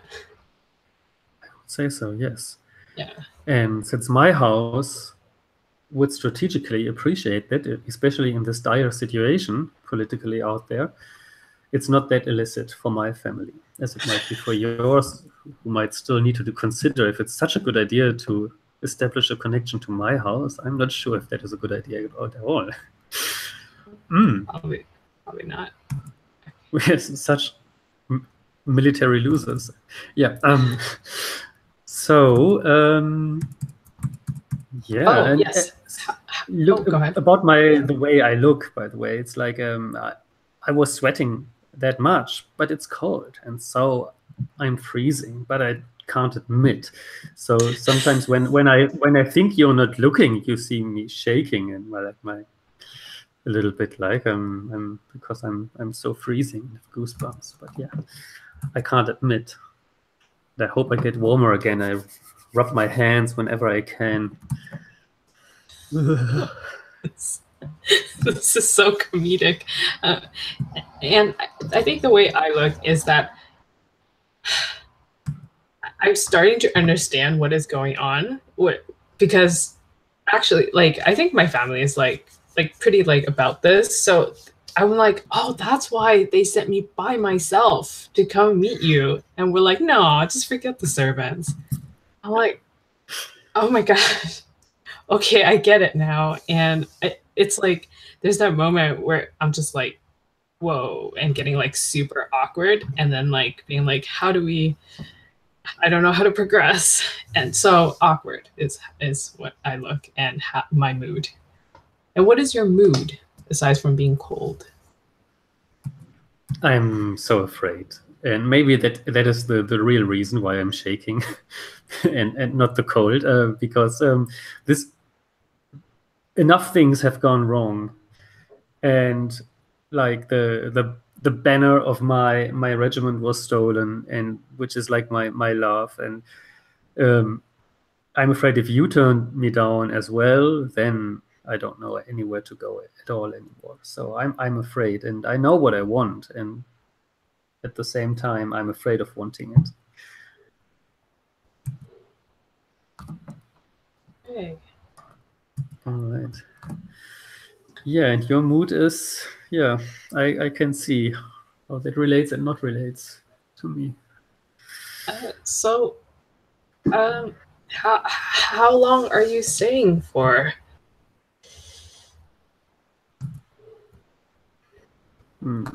Just the night. I think I should return tomorrow already. Okay.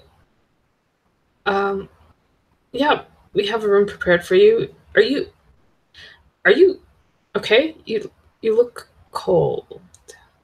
Yes, if you have a blanket or something, I think I was sweating a little bit too much, and my horse was giving me all its warmth. And Yeah. yeah. I just take off like my outer shawl, and I just give it to you. Oh.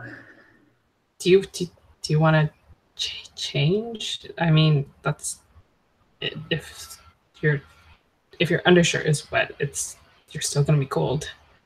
Yes. So that might be a good idea. And Ice, by the way, we both could draw a card. I don't know if you have done that already. I've done it. That is with me too. And I think I start with an overture, which is that I loosen my armor and clothing, but I need to ask you, may I? And you need to pick from the list of answers. Oh, this goes. Oh, okay. This is a longer section. Yeah. Go ahead. You may, you say. Okay. Oh, yeah. Yeah, Mm-hmm. of course. Yeah. So for changing clothings, we get down, put the shoes off, this leather trousers, this heavy one, and then putting the blanket on that I'm not getting too naked in front of you, and just redressing in something. And I look at you and wait for you to choose something from a big pile of different clothings for me. What would you choose for me? Wait. Are you waiting for me to choose from the overtures, or wait, what's happening? We can continue a natural conversation, but at any time you can bring in an overture. Oh, I see. If I understand correctly. Yeah, I think we've changed to a certain extent in front of each other before. I think this is how I'm imagining Raquel, is that she's kind of like, we're all bros all the time, everybody bros, and so this itself is not abnormal, but because of all this, like the context, it's super awkward. And Raquel is like taking her clothes and then being like, I don't, where should I? And then maybe you're wrapping yourself in a way that is not the way that we would usually do it. So it's not actually going to keep you warm. So I am going to, oh my gosh, list. I'm gonna reach out to help you do that. And let's see. Oh, I touch your ear by accident. May I? My ear.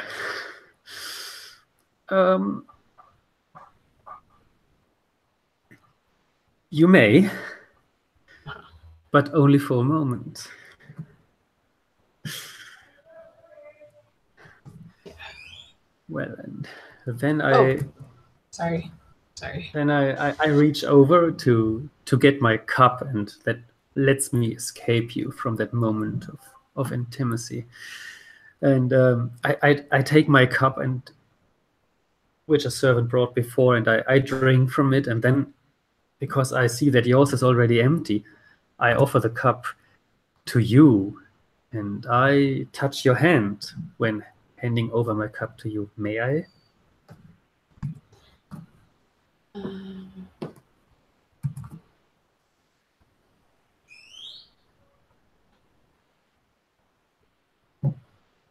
Let's see.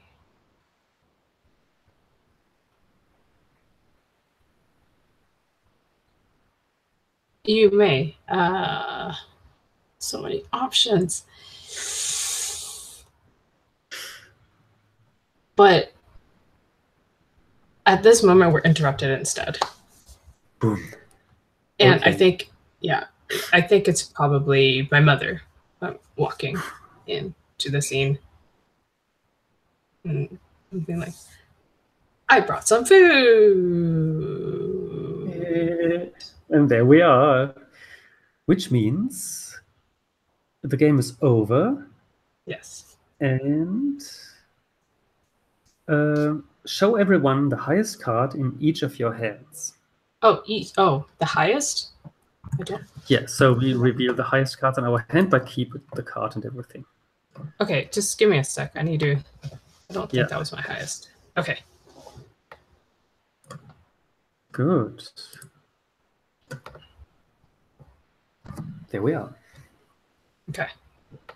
I have a queen. Let me pick it up again. And then what does that do? It just shows the other players your highest cards. Oh, all right. So, you know, you can intrigue them away. Yes. But it's my first highest card.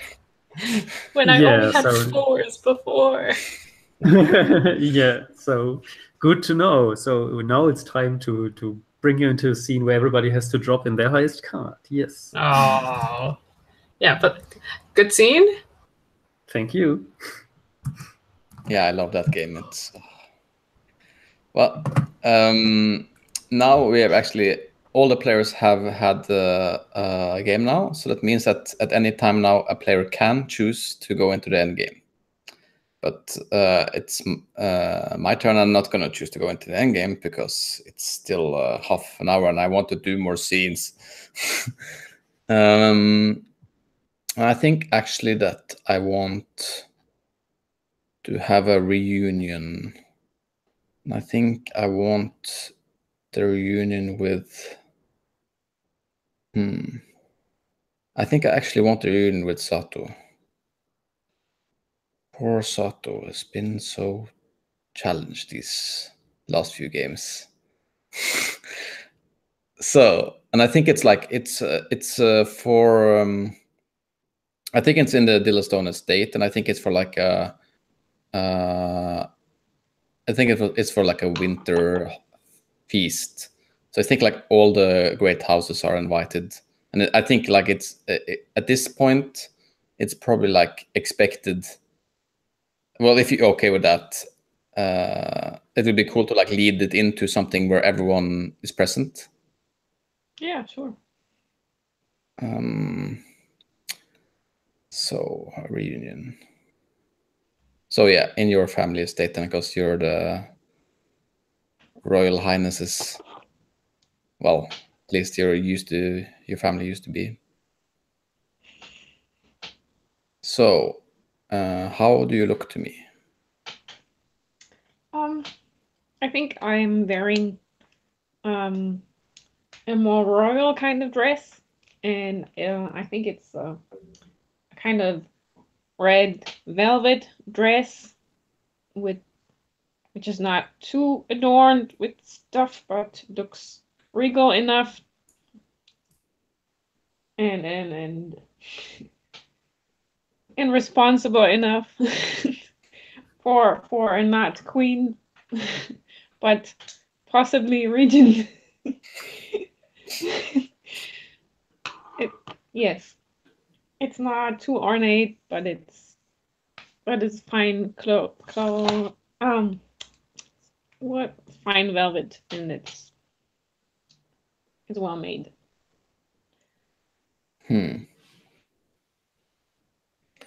I think actually, I think Sam like wears actually like a very like ornate breastplate, which is like the one that like is belongs to like the King's Guard that he used to be a part of. I think it has like this it has like this rose on the shoulder though, like for signaling his house. And he wears like a blue, like very like a lush blue cloak. And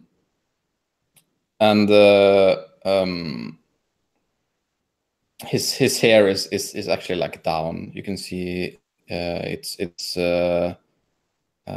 very shiny and beautiful. I think it's like in the on the way into like the like main like the ballroom or something like that. Like I mean, wherever you would have feasts, like into the Great Hall or something. How does it look like there? I mean, I don't know what it's a castle, right? Yes. It's a castle that's on a high rock above the sea, of course, and it's pretty roughly hewn stone. Pretty severe, and it's not well. It's dark and simple, but large stones and clean. Yeah, and I think he looks quite like calm. He smiles like tilts his head and smiles a little bit when he sees you, though. How do you look to me?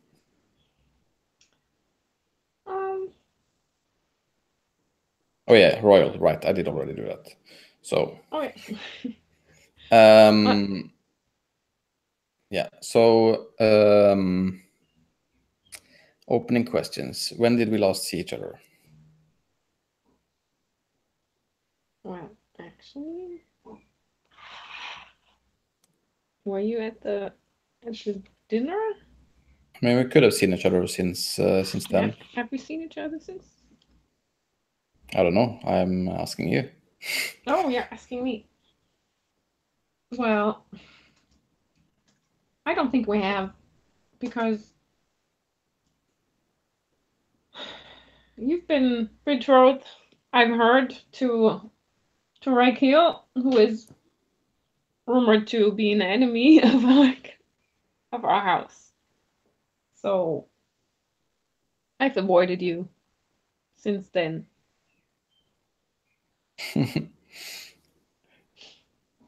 That was such a good idea with those rumors. Yeah, and I get to ask you a reunion question. No, you got to ask me a reunion Oh yes. question.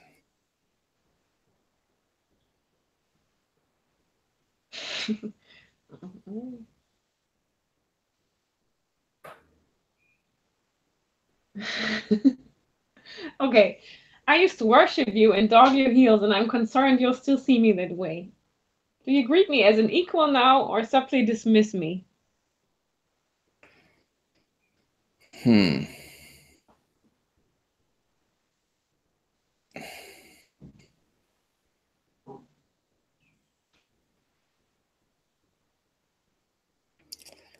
How does that look like? How do you show that in when I see you? Well, I think I'm greeting you by offering you I need to give you an opportunity to not look down on me, I guess. Yeah. I approach you and I hold up my ring of my house, so you can kiss it in greeting. Yeah. I think I look down the ring and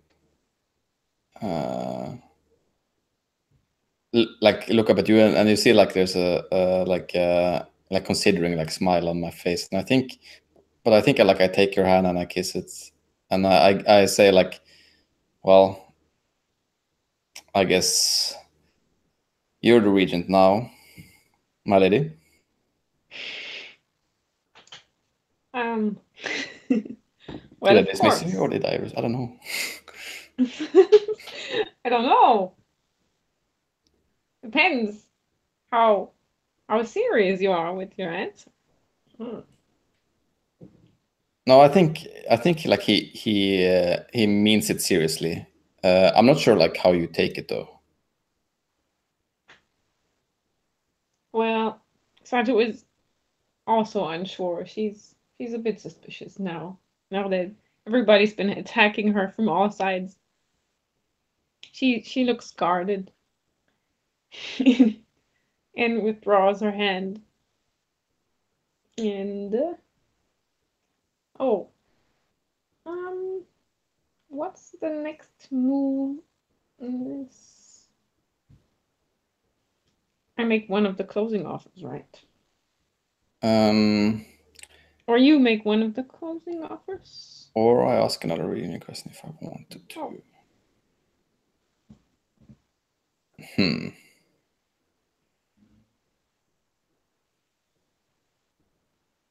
Oh. Oh, are we choosing to go on with another game, or Wait a we sec. don't agree to continue? There's also the possibility to choose one of those three options. Ending. Yeah, but I'm gonna ask you a reunion question. Okay. So I think when we parted, there was an unsettled matter between us. I'm prepared to let it go unless you raise it again. Do you, even inadvertently? What was the matter? I think it is that Sam is of House Oak, and that I mean when he left, like really last time we were alone, I think was after the king's death. I mean, and there is like this thing in the air where I think you like demanded my loyalty or something like that because I was of House Oak and we used to be in the King's Guard, and that you assumed that I was going to like now be that House Oak would now be loyal to you. Yes. Well, of course, I raised the matter because I need to be sure about your stance. So, Sam, we haven't talked about your role in since you say I'm the regent now, your role in the infant king's guard. Are you prepared to take take up arms for our house soon? Is that why you're here?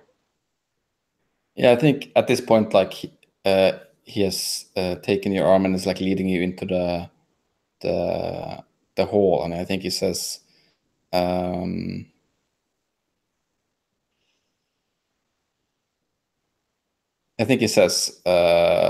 willing to take up arms for our country, my lady. Well, that is good to hear.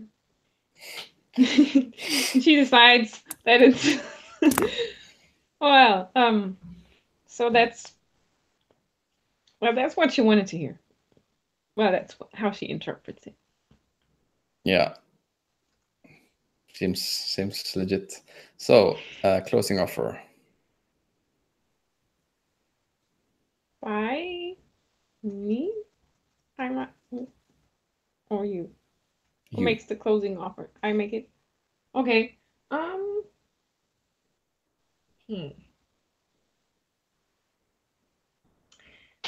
What we haven't had is an animated disagreement.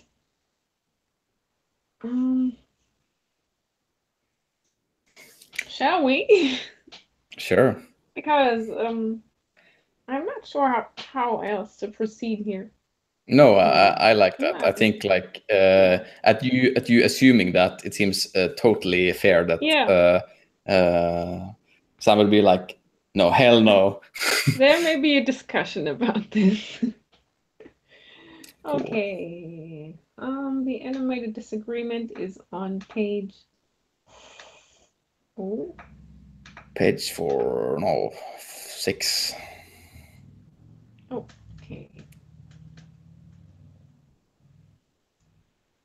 Okay. Yeah, so we each draw a card. And this is like in the hall. I think everyone is here if they want to be. So like this would be like a public disagreement. I don't know if that's necessarily how it works. This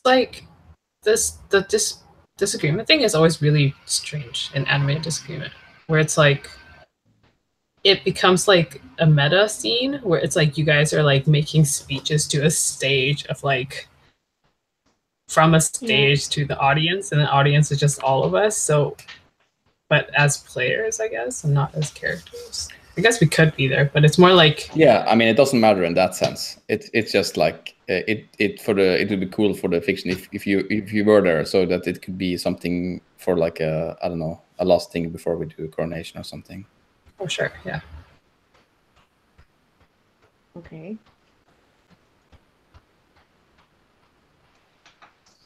So we each draw a card. Oh. So before we begin, and we have to agree to stakes. I think. Let's see. I think maybe both.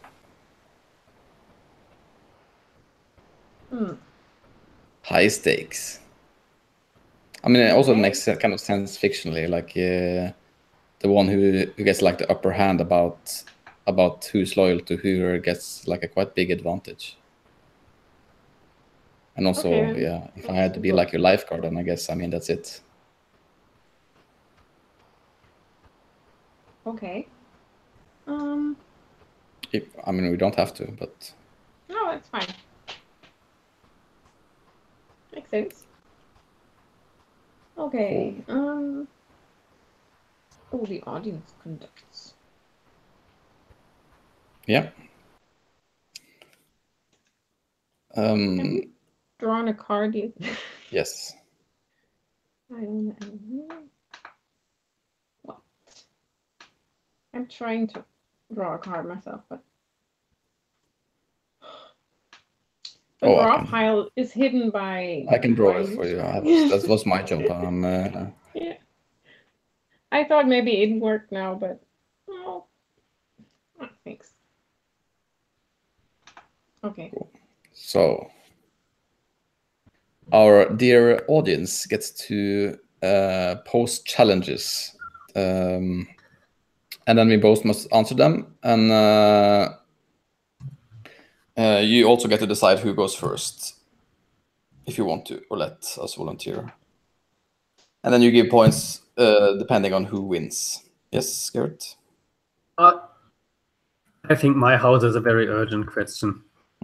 Oh. And that is how? How the hell is your position, House Dylan? I was going to say Dillinger, but House Dilson best for the kingdom?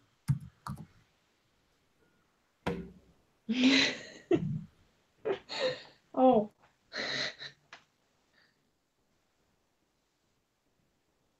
My position being I'm the regent and he's the king's guard.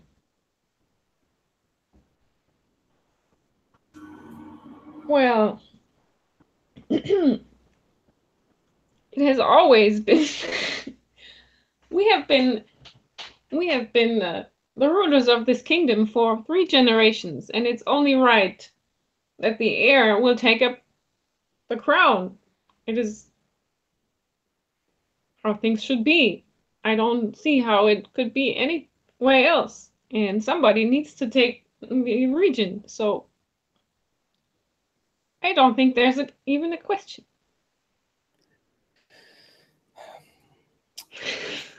Yeah, and I think Sam looks at you.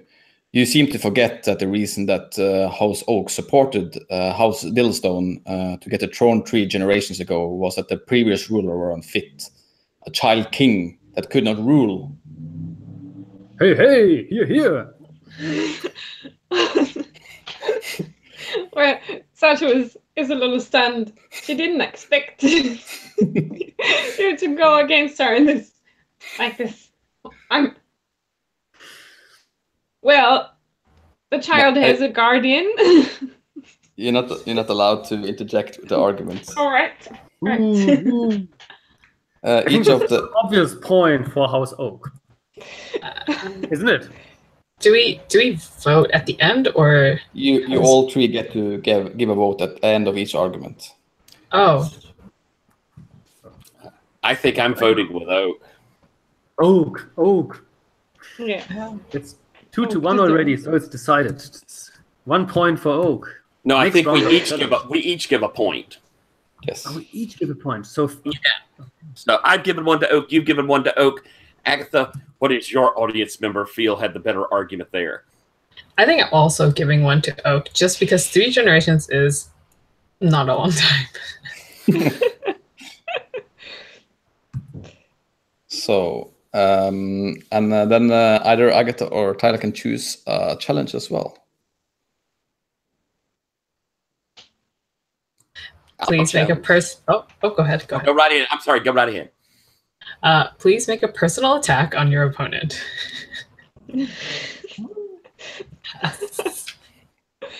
Oh. Who goes first? Yeah, Agatha, choose somebody to go first. Let's get Sam to go first. Yeah, I think he you see him like the camera like pans down on his arm, which is like tightening into like a fist, and he looks over at you, and if anything, your regency has shown that you are totally incapable of rule. Going to war at the whims of a rumor, it's not very much like a ruler. Here. Okay.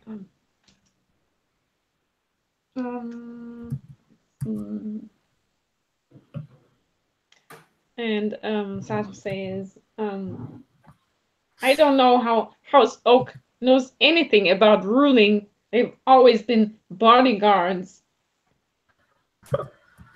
Woohoo! And they know how to fight, of course, but ruling is a different matter. And I don't know where you would have learned how to rule anyway. We've been in power for 3 generations. It's true. Here. Here. Who gets the votes? I think I'm going to go with Dillstone that time. Dillstone, unfortunately.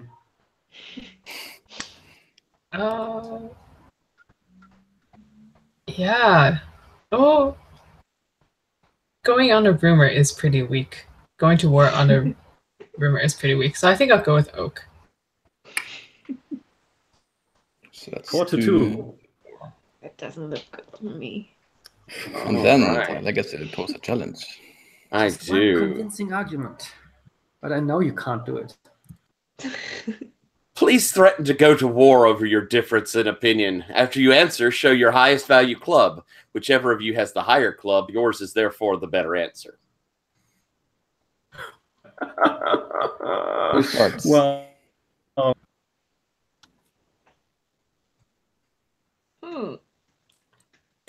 I think I'll let Dillstone answer first. You answer, and then you'll play your club.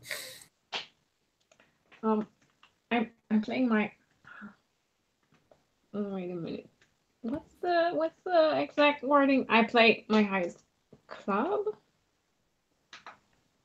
What kind of card do you need to play? The club. Yes, it's whichever is your highest club. Okay. Well, House Dillstone is not prepared to take this kind of disobedience from its servants. We are going we're going to fight you every inch of the way to stay in power and to protect this child and its regency. My highest club. And if I didn't have a Well, that's yeah, no, too I bad. don't have clubs because I always mix them up. I think that's a club, and I play it openly. Face up. Yeah. It's going to be either of your highest, so it's not like it's particularly hidden. Okay. You don't have a choice of what to play. Ooh. Very well. The mailed fist of Bantiviv shall bring down the boy king. But they won't.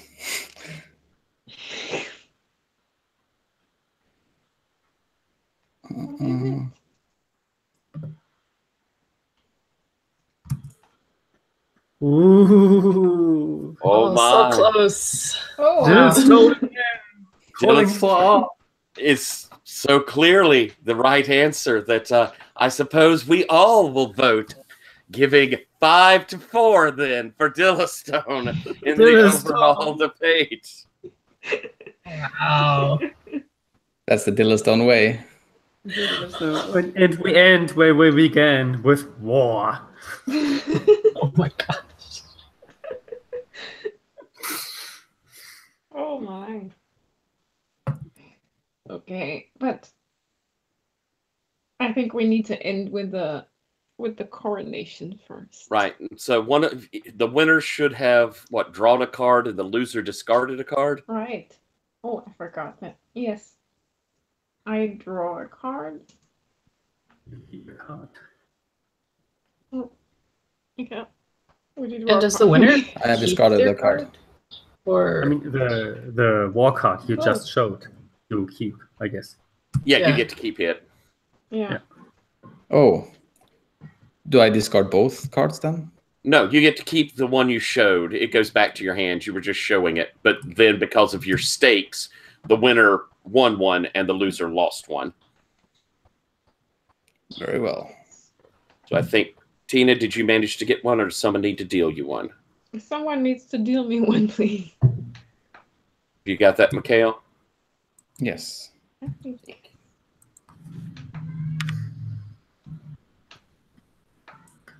I think maybe we're getting to a coronation.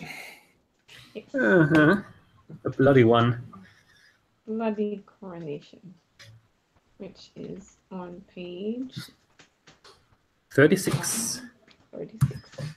Everybody draws one card. That's good. so we're doing the coronation? Yes. Yes. All right. Everybody draws a card. Oh, it looks good.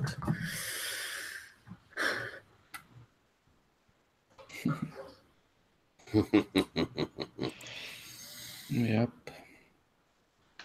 So, coronation. I need another card, I think. Yes, I'm gonna give you I the mean, card. of course, I already have more than 5, so I need to discard one anyway, right? You need to discard 2 then, I guess, because you're also gonna discard the one one of the ones I'm giving you now. Let's see. Just gonna here. So let's see. The valuable cards in the end are. Well, that depends if you come to power or not. If you come to power, there's the doom cards, which you don't want if you're in power, but you may want if you're not in power. And then the highest cards, picture cards, are the ones that you want if you want to get into power. Mm-hmm. Okay, then I'm discarding the. Well. Oh.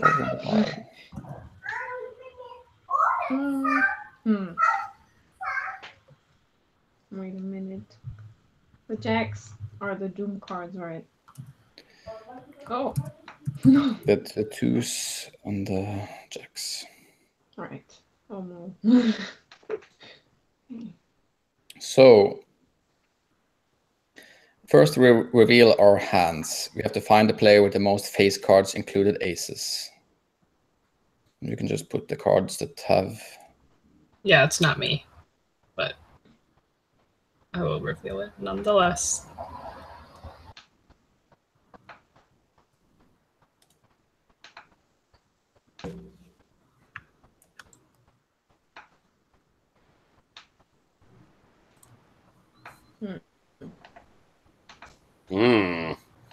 Oh, Sam, my. Oh no, there's a jack. Can I just put my one face card down so I don't have to Yes. make the effort of putting all my like 5s and 4s? Yeah, and there's also a jack, right? Because you have the Doom card then. Yeah, Oh, I no. also just put my my face card down. The others are still Yeah. in my hand. Yeah. Yeah. Me too. So yeah, it seems somehow. Yeah, the player is the heir assumptant. I'm not That's sure. Yeah, that's me apparently. Huh. Sure. How? With all houses behind you. Nearly Yeah. all houses. Is there a house ascendant as well, or? Yes, there is. Yeah, If we'll there get to is.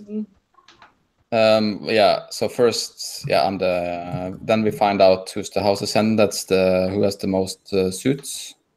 I have 3 suits. I can pull them over and you could see them if you want. But No. if you trust me, I have 3 suits. That way I don't have to pull my whole hand out. We Yeah. trust you. And that has nothing to do with the Right. face cards? No. I have. Well, they count in it as well. They count them as well, yeah. I also have 3. If it's a tie, that counts. So- I have Right. 2. Hold on. I'll reveal. I actually had all 4 of them, but I'm the heir assumptant, so.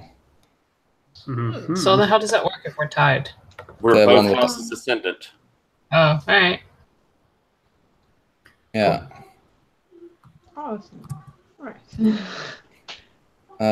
So then we find the players holding 2s and or jacks. These are Doom cards. We just put them under our houses so that we can.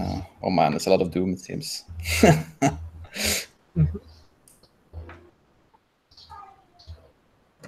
Oh man, this is not gonna end well for poor Sam, I'm sure. So the coronation. I think it's a pretty simple coronation. There is the older. I think it's in the castle of that used to be the seat of power for Diddlestone. Now they've been not thrown out, but put into more suitable quarters inside the keep if they want to stay.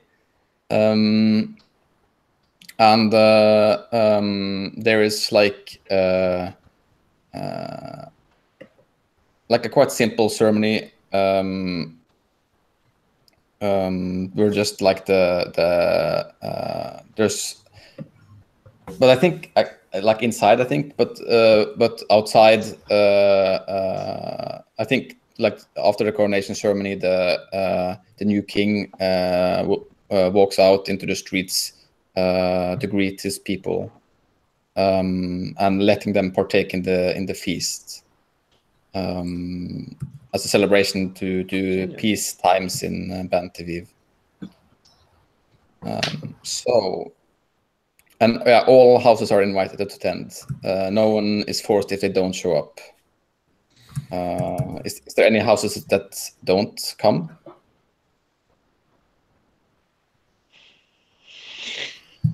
Sure, we will be there. We'll be there. Mm-hmm. We'd be there grudgingly. So, other players, answer by show of hands. Which of you personally attend the ceremony? I'm personally there. I am as well. And I brought the baby. Wow. So everyone has a back. Which of you personally support the new crown? With all arms we have. No. Surprising. Which of us will personally fight or continue to fight against the new crown? Of course you will. You warmonger. So, House Ascendant.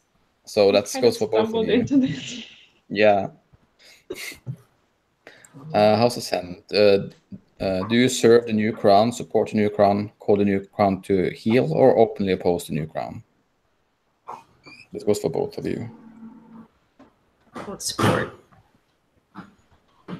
Like I supported the previous rulers. Oh, sorry. I think I call the new crown to heal, Mm-hmm. Oh. hoping that they will answer the ancient and legal vassalage to my own kingdom.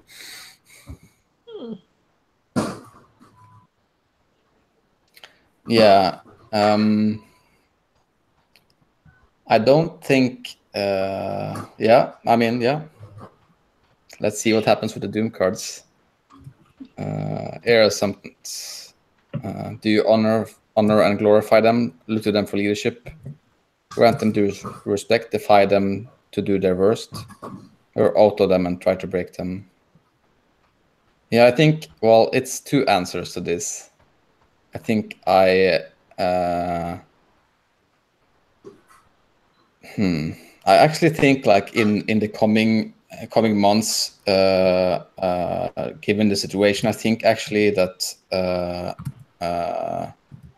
Sam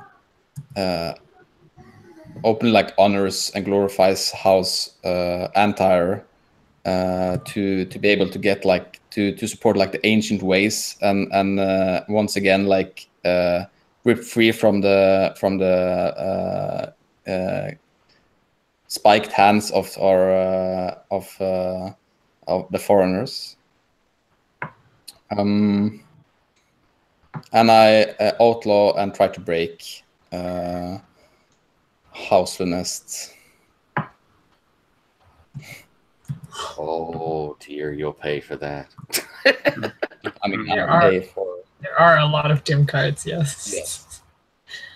So let's start with Doom. Hearts of Jacks. A rival heir discovers a new and undeniable legitimate claim to the crown.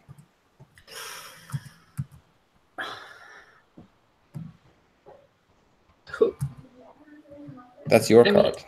Oh, so I have to discover an heir? No, you can choose which one. If you can choose if it to be your house, you don't have to be, I guess. Because if it's my house, it's almost like, well, I mean, our house is the one. If we're really going back, we are the ones that are supposed to rule. But that's a publicly acknowledged fact. So I suppose that would have to go to like someone else. Or maybe it's just someone from my clan is suddenly like, this is not fair. I am the heir or whatever. Or we have another baby who's 3 months old and supposed to be ruling.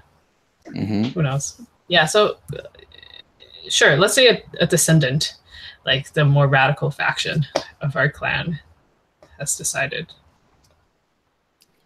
And there's the Jack of Diamonds. So the new crown is bankrupts their house and must go begging to the other nobles for support. Well, that's Surely for the war against House Lunest. And trying to keep the warrior kings of House Antire at bay. Peace is expensive, apparently. And then there's the Two of Spades. Does anybody have two? Oh, we do. Garrett, you do. Oh my lord. There's Doom everywhere. I've, the two of. Is that spades? Yeah, I think so. Yeah, that's me. Oh yeah, and you run bankrupt when famine ruins the harvest and the people face a desperate killing winter. And this is also why nobody cares about the legitimate here, because people are busy surviving and don't care about who's king actually. Yeah, and probably plays right into the two of diamonds, the towns and yeah. Yes. The towns and city of Bentaviv begin to assert their power, the power of their wealth, defying the ancestral rule of the noble houses.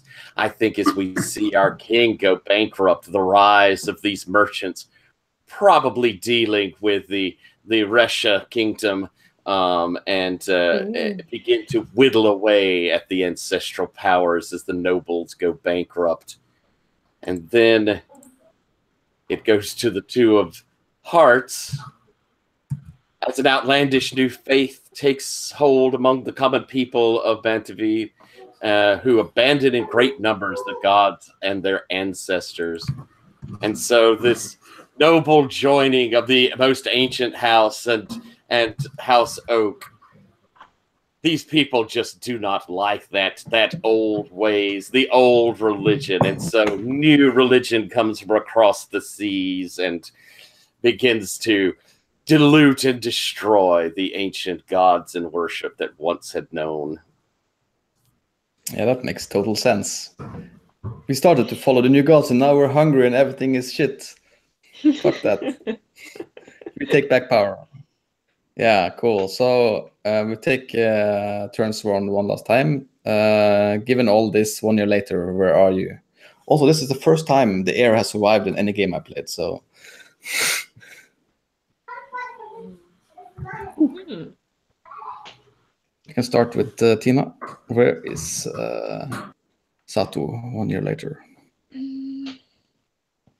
Well, this has all happened, and I guess since all the regions have cast aside the royal houses, she's on the run, and she's still the baby is now, well, it's still a baby, but she's just trying to get it to a safer place, and maybe wearing some kind of peasant clothing to pass herself off as someone she isn't, just moving somewhere else to be safe. And Agatha? I think that Raikil is actually going to be, this, if you're okay with it, it's going to be in a political marriage with Sam. This is a way that it's like a last-ditch attempt to kind of like maintain peace. So I think she's just in preparation for it.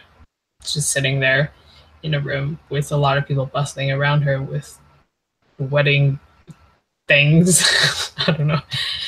Just sitting there looking outside at the sky. Yeah. What about Renault?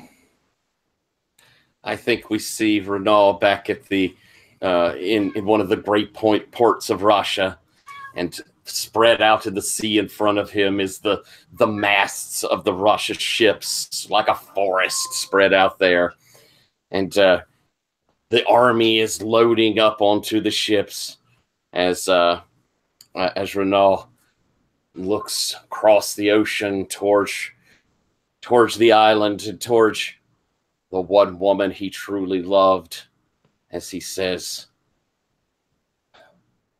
"If I could not win you through diplomacy, Rakia,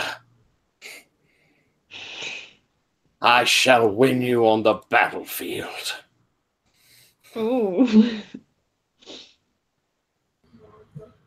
Yes, and you have one general to hire, and that is me, because I will bring victory to you. I was at the ceremony of the wedding, of this diplomatic wedding, and it broke my heart It broke my heart to see what has happened to the people who gave up their faith, who gave up on the old gods, and I will bring the right faith back to the country and the proper here as well, with blood and fire. Ooh. Yeah, I think you see like Sam like get up in the middle of the night of his probably like empty marriage bed, like going to his desk and looking like at inventory of grain, like trying and looking like at the city, like the map of his country, and like shaking his head. And I think like he lifts his eyes and like looks out, and you see like the campfires of the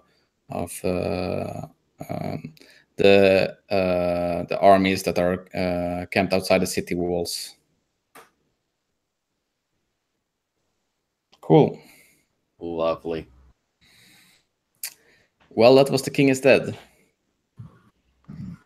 King is alive. Yeah, actually. One tiny bit longer. Oh, that was a lot of fun. Also, Thank you very much.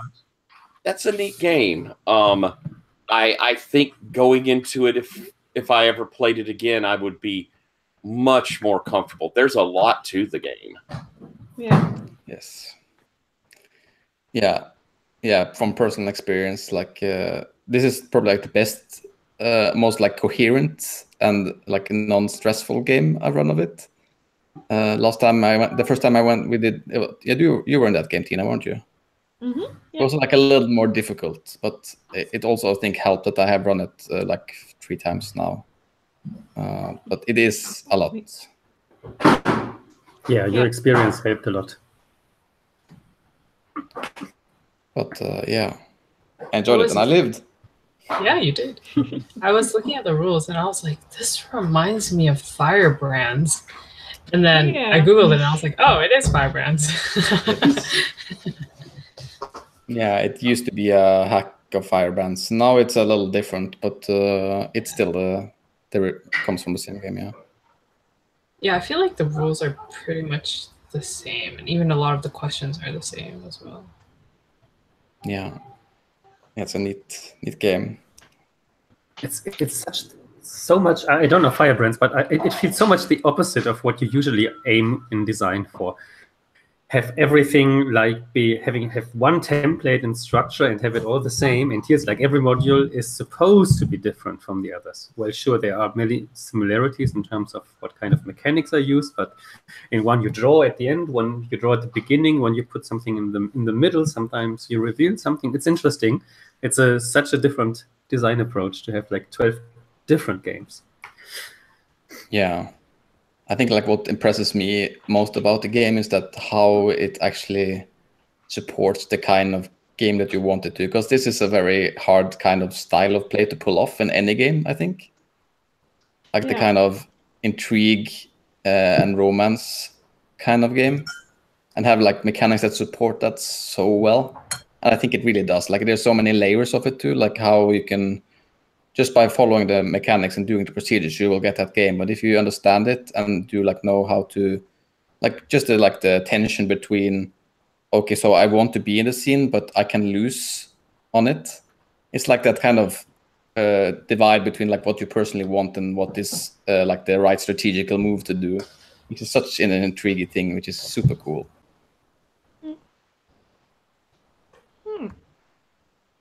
And you go to war when you have nothing to lose. There's a lot of like things in there that is like pretty neat, I think.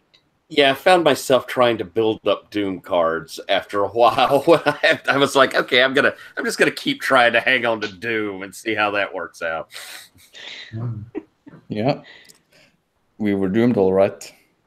Yeah, I didn't know about how the end game procedure works, so I couldn't play on that. But yeah, right now, knowing that, I see how you can, twist the story into the direction you like. Oh, yeah. Yeah, that is also interesting, because I think the way that people usually play this then is that you almost always end up with a doomed kingdom. Because players with the desire to kind of win in some way will, once you realize that you can't be the heir of something, then you're like, well, bust all the doomed cards, I guess. Yeah. I can confirm that this is true.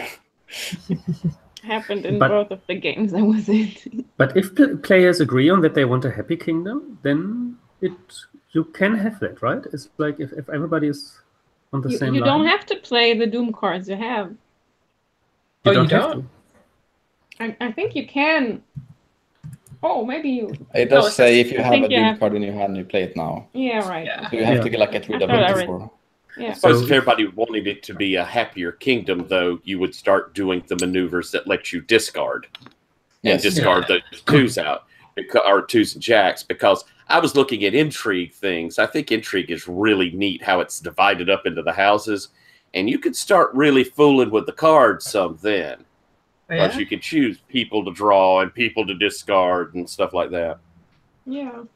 It's really a game that benefits from repeat plays. Yes. Because I always forget to go for Doom cards and discard them. Well. And optimal numbers of players. I had the feeling that there was a lot of idle time because there are many scenes which are quite long where just two players are in, right? I mean, in any other games I played, there wasn't so many one-on-one scenes. I mean, this is the game by far that has where we had like the least players in each scene. Like that is totally not like a thing that has to happen. Like in the war phase where we're just two, and then there was also like a lot of it was one-on-one scenes all along. We didn't have like a ball or anything. I don't know. Oh yeah, the dance.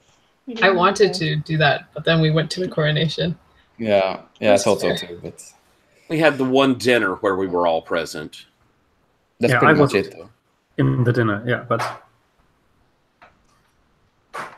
mentally I was present in the dinner. Yeah, this is the first time I played it with 5 though, with the full amount. But I don't know. I think it was. I didn't mind watching long scenes. They were interesting as well. Except maybe the war thing is a little like drawn out. But it also is mean. In most cases, it would be more than 1-2 players facing off, and it would usually come at a later point where like alliances have established. Cool, but yeah, thanks for playing. It was a lot of fun to play with you all, and you really made the king live, I guess. The game worked really well with you playing it, so I think kudos to you. It was super fun. And also, if you have any feedback on my facilitation, or if there's something that you would have done differently, then feel free to text me afterwards on Slack or via Hangouts. I like that better than doing like Roses and Thorns things. Then you can have some time to think about it. And I have no problem taking any feedback. Totally fine. Yeah. So if you want to do that, then feel free to do that. And so it's just gonna end the broadcast, and then